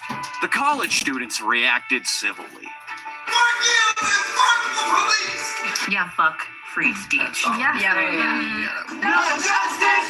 Fuck police! I don't care what happens to Brett anymore. He can go and be racist and be a piece of shit wherever he wants to do that. Can we even consider these kids college students? The place has a higher acceptance rate than a crack whore. The only admissions requirement is an alternative haircut. That's why me and my buddy Leo are gonna troll this place into next semester. Undercover as communists from UC Berkeley, we have 3 goals. Recruit people to our new cop-killing religion, infiltrate the social scene and nightlife, and finally, go in as Girls Gone Wild bros and blow the motherfucker out. Go ahead, click that like button, and come along as we raid the most liberal college in America, Evergreen.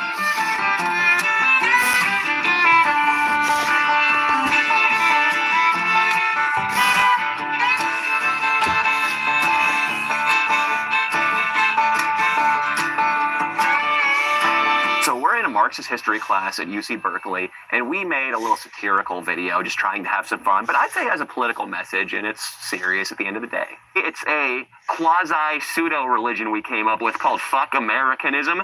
It's actually garnered some critics and some support. Watch this. Mr. Trump, recently, a collection of UC Berkeley students made a video critical of your leadership. To the UC Berkeley students, I'm telling you, they're losers. They really are nasty people. We need to send roughnecks into UC Berkeley with some billy clubs to straighten them out. I'm telling you right now. What? Yeah, Donald Trump reacts to was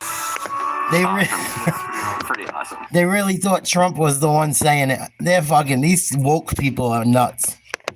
That's why I was gonna say that. Yeah. What's your pronoun before, because we want to know. Okay, He, him, he, they. This is the main clip that generated so much controversy.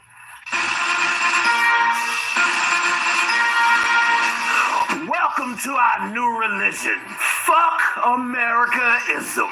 My name is Briscoe Bartholomew Jenkins. Let's be real. What has America actually accomplished? There are a few outliers. Electricity, flight, the automobile, supermarkets, the internet, your smartphone, and every app on it. But other than that, not a motherfucking thing. And some of our founding fathers were mean. So what we gonna do? We gonna get rid of the damn system. That's what we gonna do. Ain't that right, boy? with fuck Americanism? Yeah, damn right. What's so tragic about throwing out the whole system we have now? It's rooted in like systemic oppression. It doesn't Systemic racism. Systemic so much. Yeah.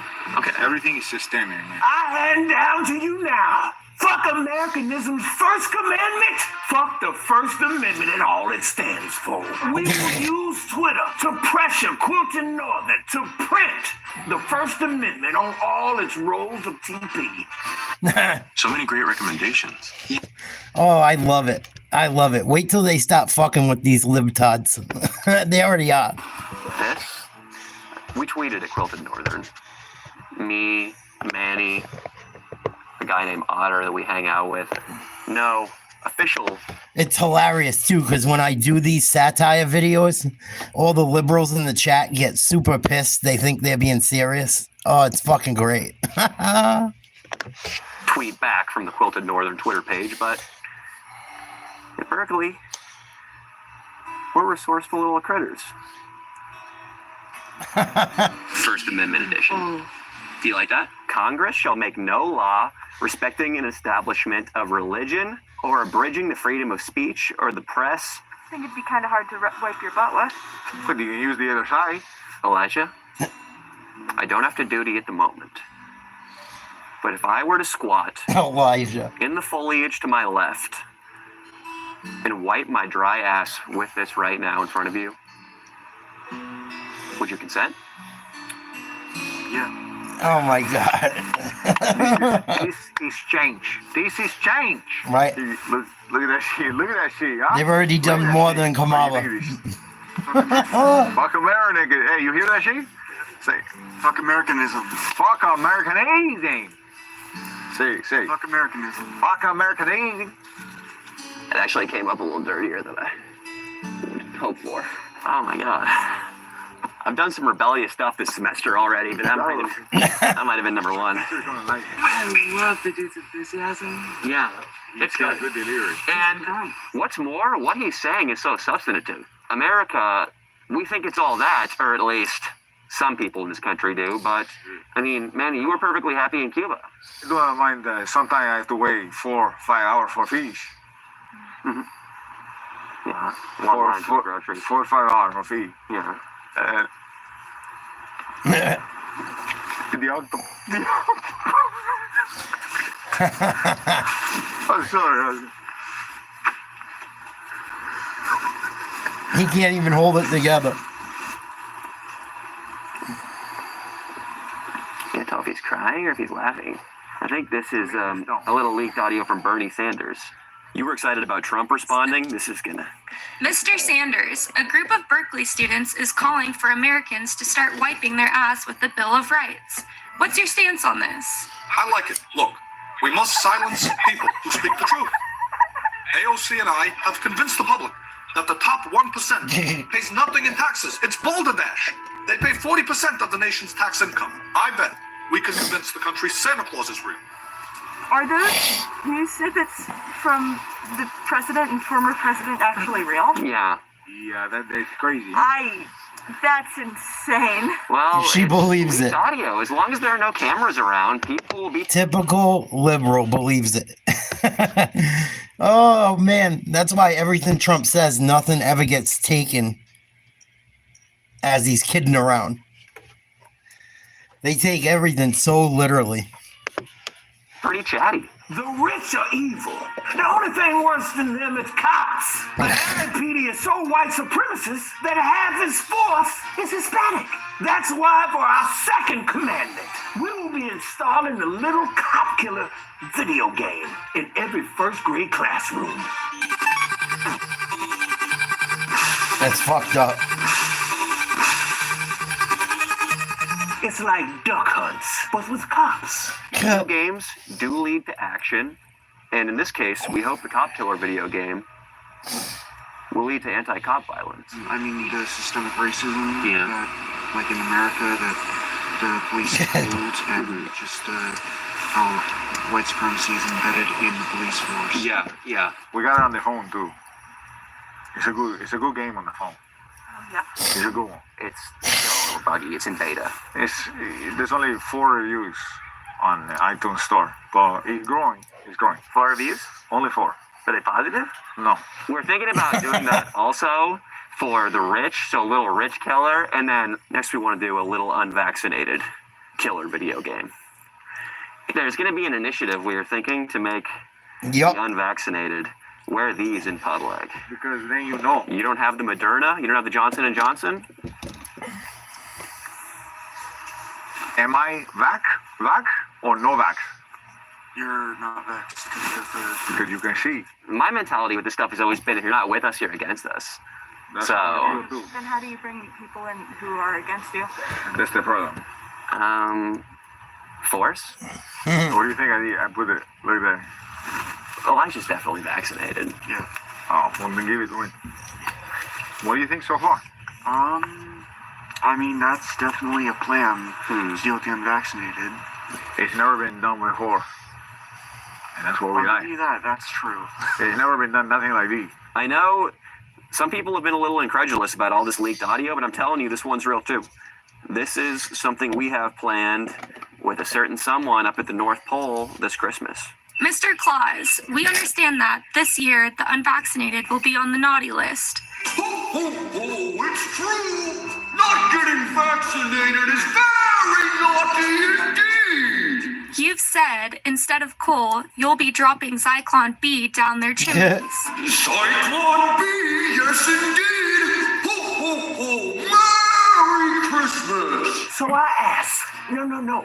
I decree, join us now. Fuck Americanism. It's where you need to be. Ain't that right, boy? Boy? Oh, this son bitch is out. Fuck Americanism. Yep. The Endicott As they show. prepared for career. As they show an ad for a fucking liberal dump. Thank you, though. Don't I tell you nothing different. As long as he's got a safe word. Do you have a safe word? I wasn't able to get it out in time, unfortunately. You got to say a word. You know how forceful Mr. Jenkins can be. Elijah, there's a little bit of a whitehead right here in your forehead. Do you mind if I pop it? Right. I think I'd rather not. It might be sort of symbolic right now because we're trying to crack down on white supremacy, and there's a white head on your head who is gentrifying your forehead right now. He's from Cuba, and when you say the N-word over there, they have a thing. It's something they call we throw them to the octopool. Yeah. You know what that is? You heard of this? No, but like, what do you... We throw it. It's like we put them in the ocean in the barge, and then we throw them into a school of octopool. Yeah. I mean, the octopool, and he know, or she know, I don't know, or they know, or whatever, but they know who the race is.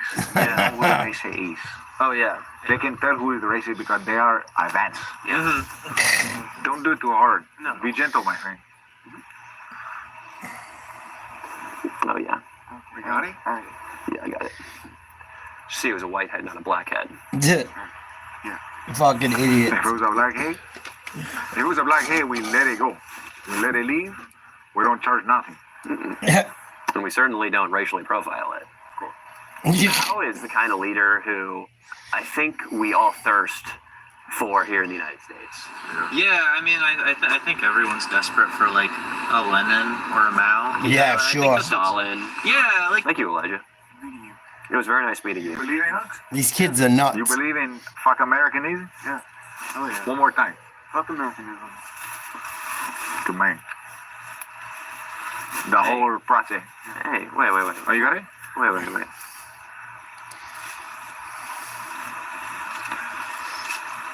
Think of it as ironic. I don't know.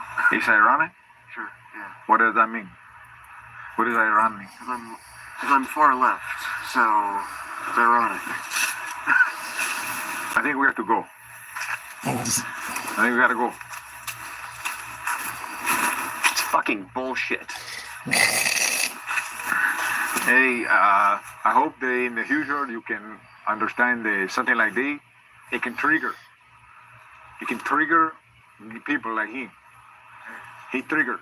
If you want to say that you apologize, apologize to him, to the camera, so he can watch it. I'm sorry that you had to witness that. That wasn't okay. I'm really sorry. Wow. Complete idiot. Don't ever do some shit like that again, huh? I think a good move for us right now might be to look into the nightlife of Evergreen College. We've heard different things. We've heard different perspectives about what it's like. And I think we need to find out. We haven't heard anything. We have no idea. No, one guy said everybody keeps themselves. The chick said that. Okay, sorry. No. So it's gonna suck. It's gonna suck, yeah. That's all we're gonna do.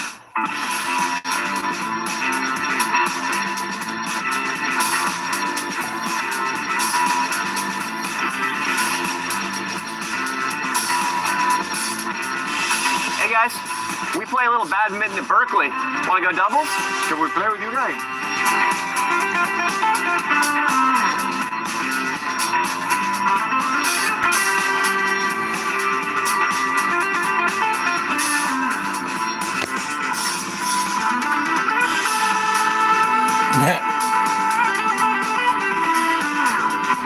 I thought I'd have to choose between an IT degree and certifications.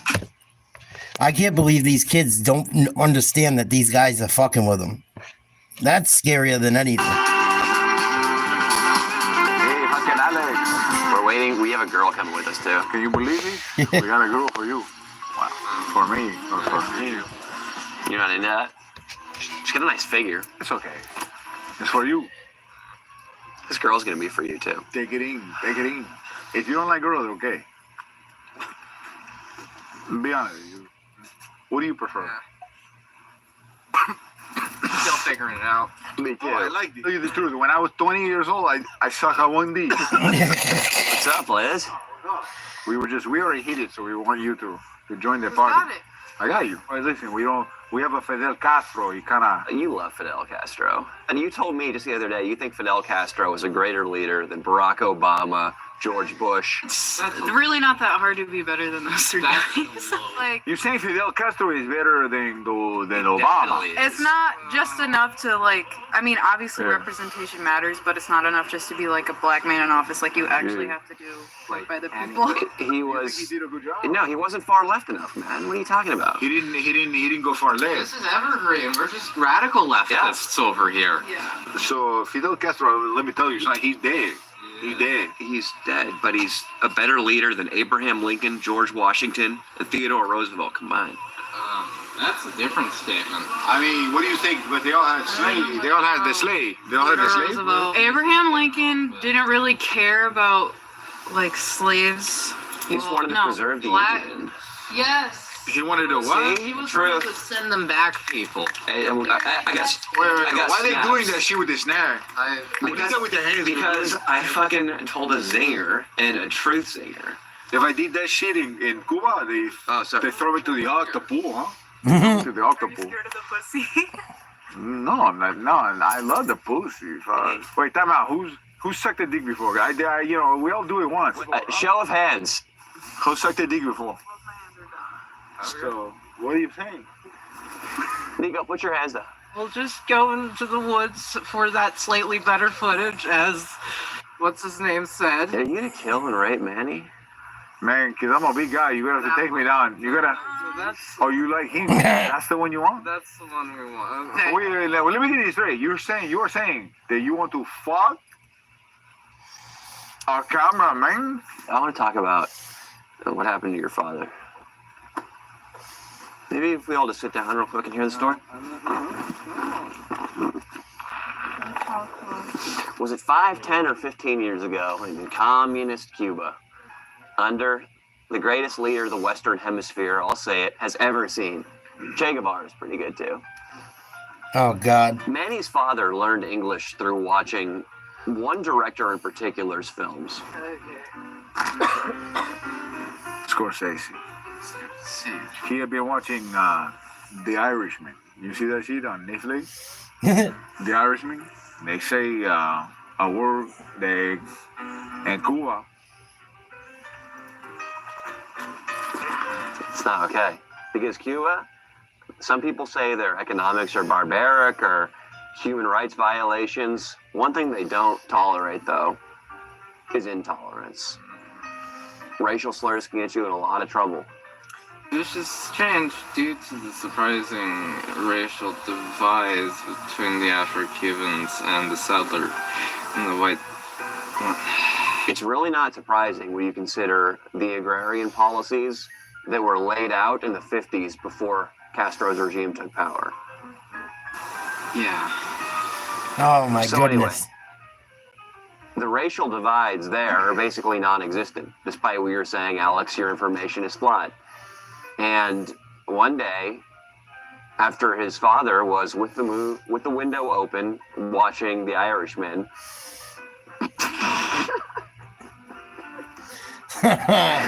he said the N-word loudly. A government official.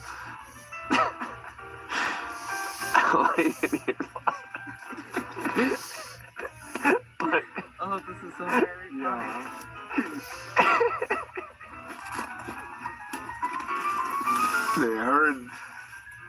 They heard what he said. They heard what he said, and he. This kid don't even know what he's laughing at. What happened? Hey, they took him to the shore, and they.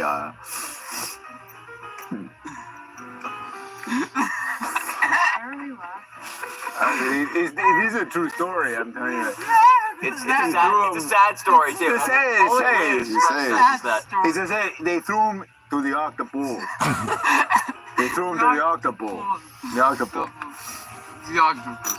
The octopus. The octopus. And the octopus, they killed my father. My father, they killed my father. Oh. It is what it is. It is what it is. In Cuba, you get thrown into the octopus. We help individuals and Oh, these fucking liberal kids need help. I feel bad for them. I just want to say now, too, this is the first week of their fall semester. If you've gone to college, you know fall semester first week It's always a party. pretty much Coachella, Yeah. Life is Beautiful, a random trance DJ show in a basement. Right. All those things wrapped into one. Yeah. And none of that's going on right now. Okay, they're playing red light, green light. We're about to go. Dude, this is going to be so stupid. Hey, how are you? Can we get in on any of this red light, green light? Yeah. We're filming a little bit. Is this okay? We film. Yeah. I'm from Cuba. Yeah. I'll be the person, and you say red light, green light, 1, 2, 3, and turn around. Okay, you go that way, run that way. We'll have to start back here. What got you guys connected? Well, he is a student over there, and we're in a Marxist history class together, and that's how I know this guy. That is so And who knows it better than this motherfucker right here? The communist. I like it. I'm kind of a fan too. I gotta say. I like it. Yeah. I like it. Yeah. No, I sometimes I have to wait in the line for 3-4 hours. Bro, same with capitalism. Yeah. Same thing. Same thing. DMV and shit. Everyone's treated like shit. The DMV. But are you personally a capitalist yourself, or are you a communist? With the shirt What you is saw. your? All right. Okay. I figured you wouldn't be on the campus if you. Yeah. This is how you get chicks at Evergreen College. Okay, red light, green light. Okay. Hey, who is he guy? Hey, you gotta say, come on, come close. I don't want to get on. No. Okay, you're not on camera. It's just me. Okay. Listen You close. wanna get some pussy or something? Yeah. Okay, you were saying. You want Do you or not, bro? to get some pussy? Fuck. Choose one. Right. Well, I'm not a communist.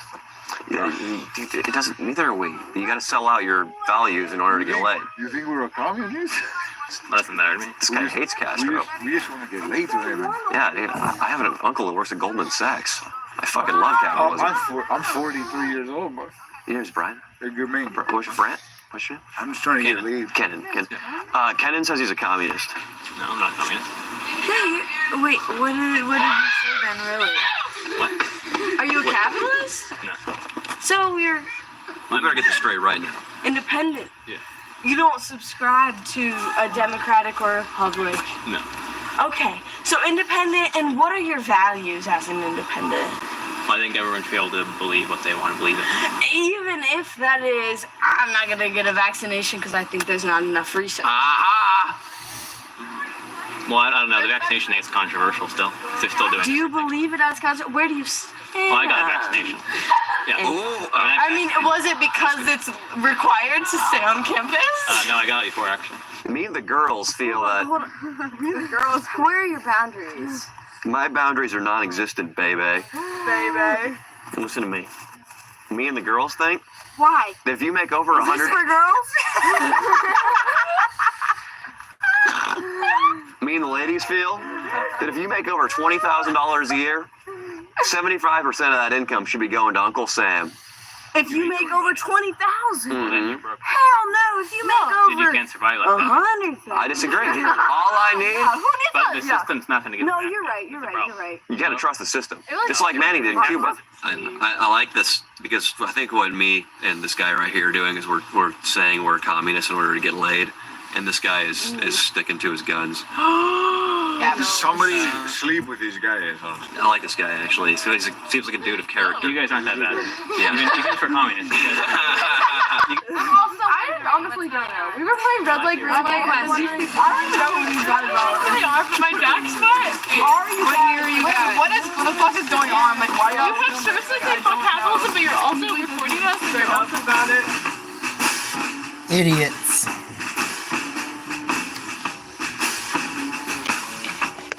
Never send your children to a school like Evergreen College. Holy shit. The nightlife at Evergreen College last night was abysmal. It's the worst crap I've ever seen. We don't have much to say other than we're going to bring the nightlife to the campus right now at day. Oh yeah. Welcome, my friends, to Evergreen Gone Wild!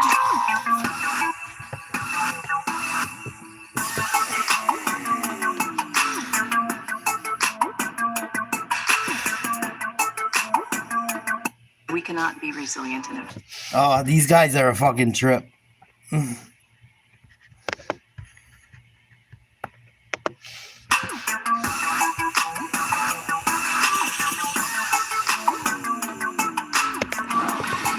What's his name? Oscar? Where does he go? Which university? Calvin? I want to tell him right now that if I'm not being hyper liberal, lispy, fake Berkeley student, I'm being. I could tell by the second half. From the first meeting, it was. You guys seemed like credible, but. That was my accent the whole time, to be honest. I was questioning it, but I didn't want to say, like, this seems fake because I didn't want to be insensitive, you know? No means yes. This is who I really am. Unless there's another section. Yes means and. Oh my god. These are truths These are their that shirts. we found self-evident and we thought we needed to bring to Evergreen. What? Can you show me? Yes. He likes it, dude. What about this one, dude? You got a real good try list. Ask him if he likes this. You like this, dude? Look at this. Shit! That is fucking legendary. Do you give us permission, Oscar, to go wild with these beads on Evergreen campus right now? Oh yeah, dude, he's such a bro, dude. Right. He's jacked. Oh my gosh, dude. I like you.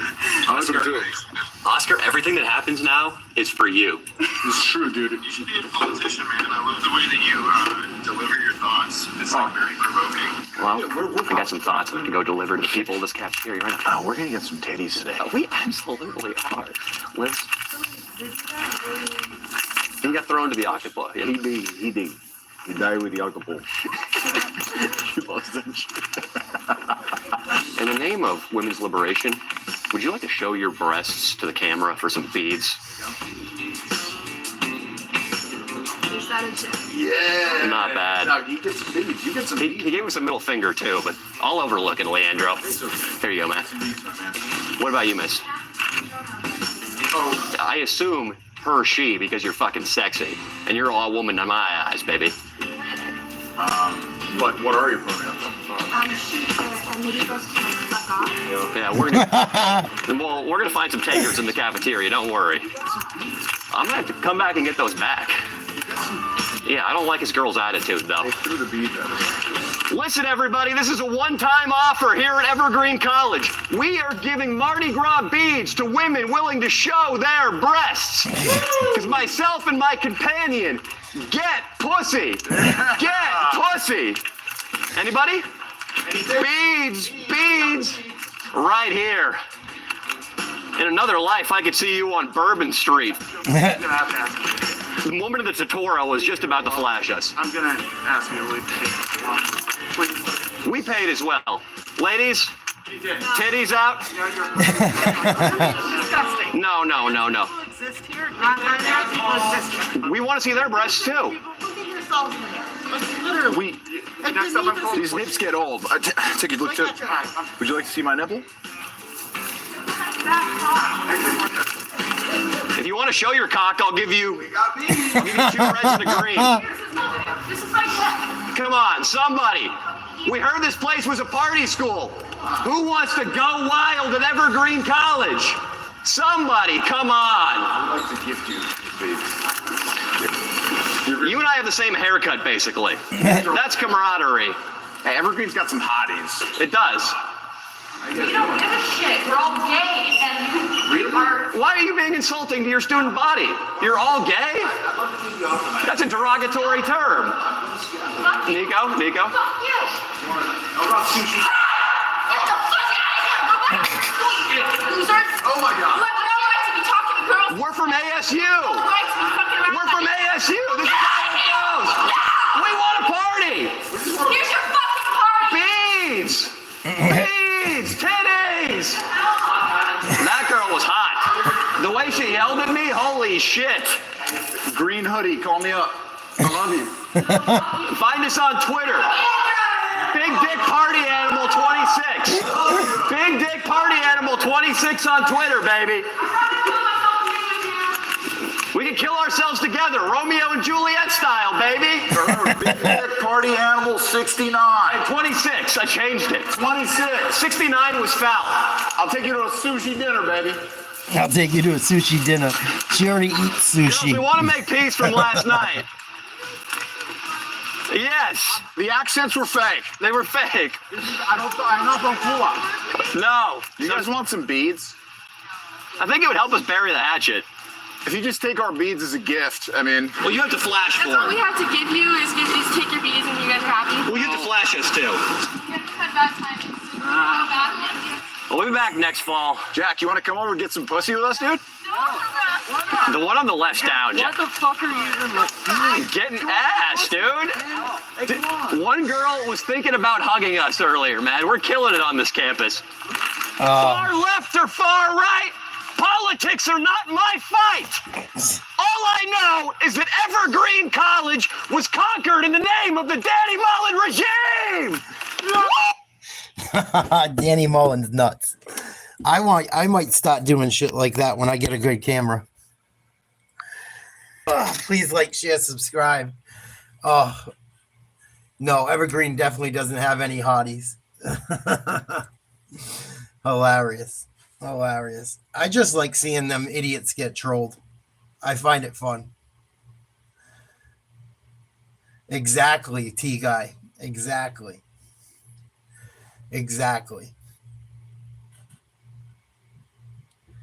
But yeah, some crazy shit. Another day in the books. We looked into some Trump shit. We looked into the asshole from Abercrombie and Fitch that's probably going to go to jail.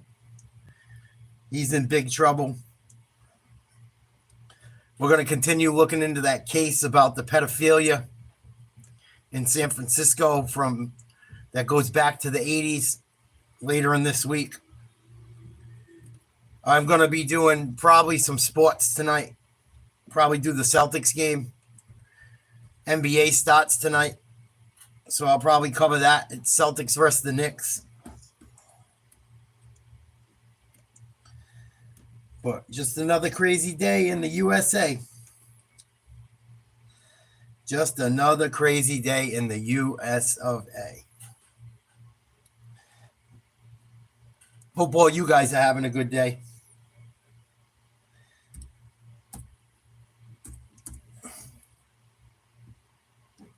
But boy, liberals get really pissed off really quickly. Well, they're in college, one of them. But anyway, I will be back tonight for the ball game. Please like, share, subscribe. I will catch you guys hopefully tonight.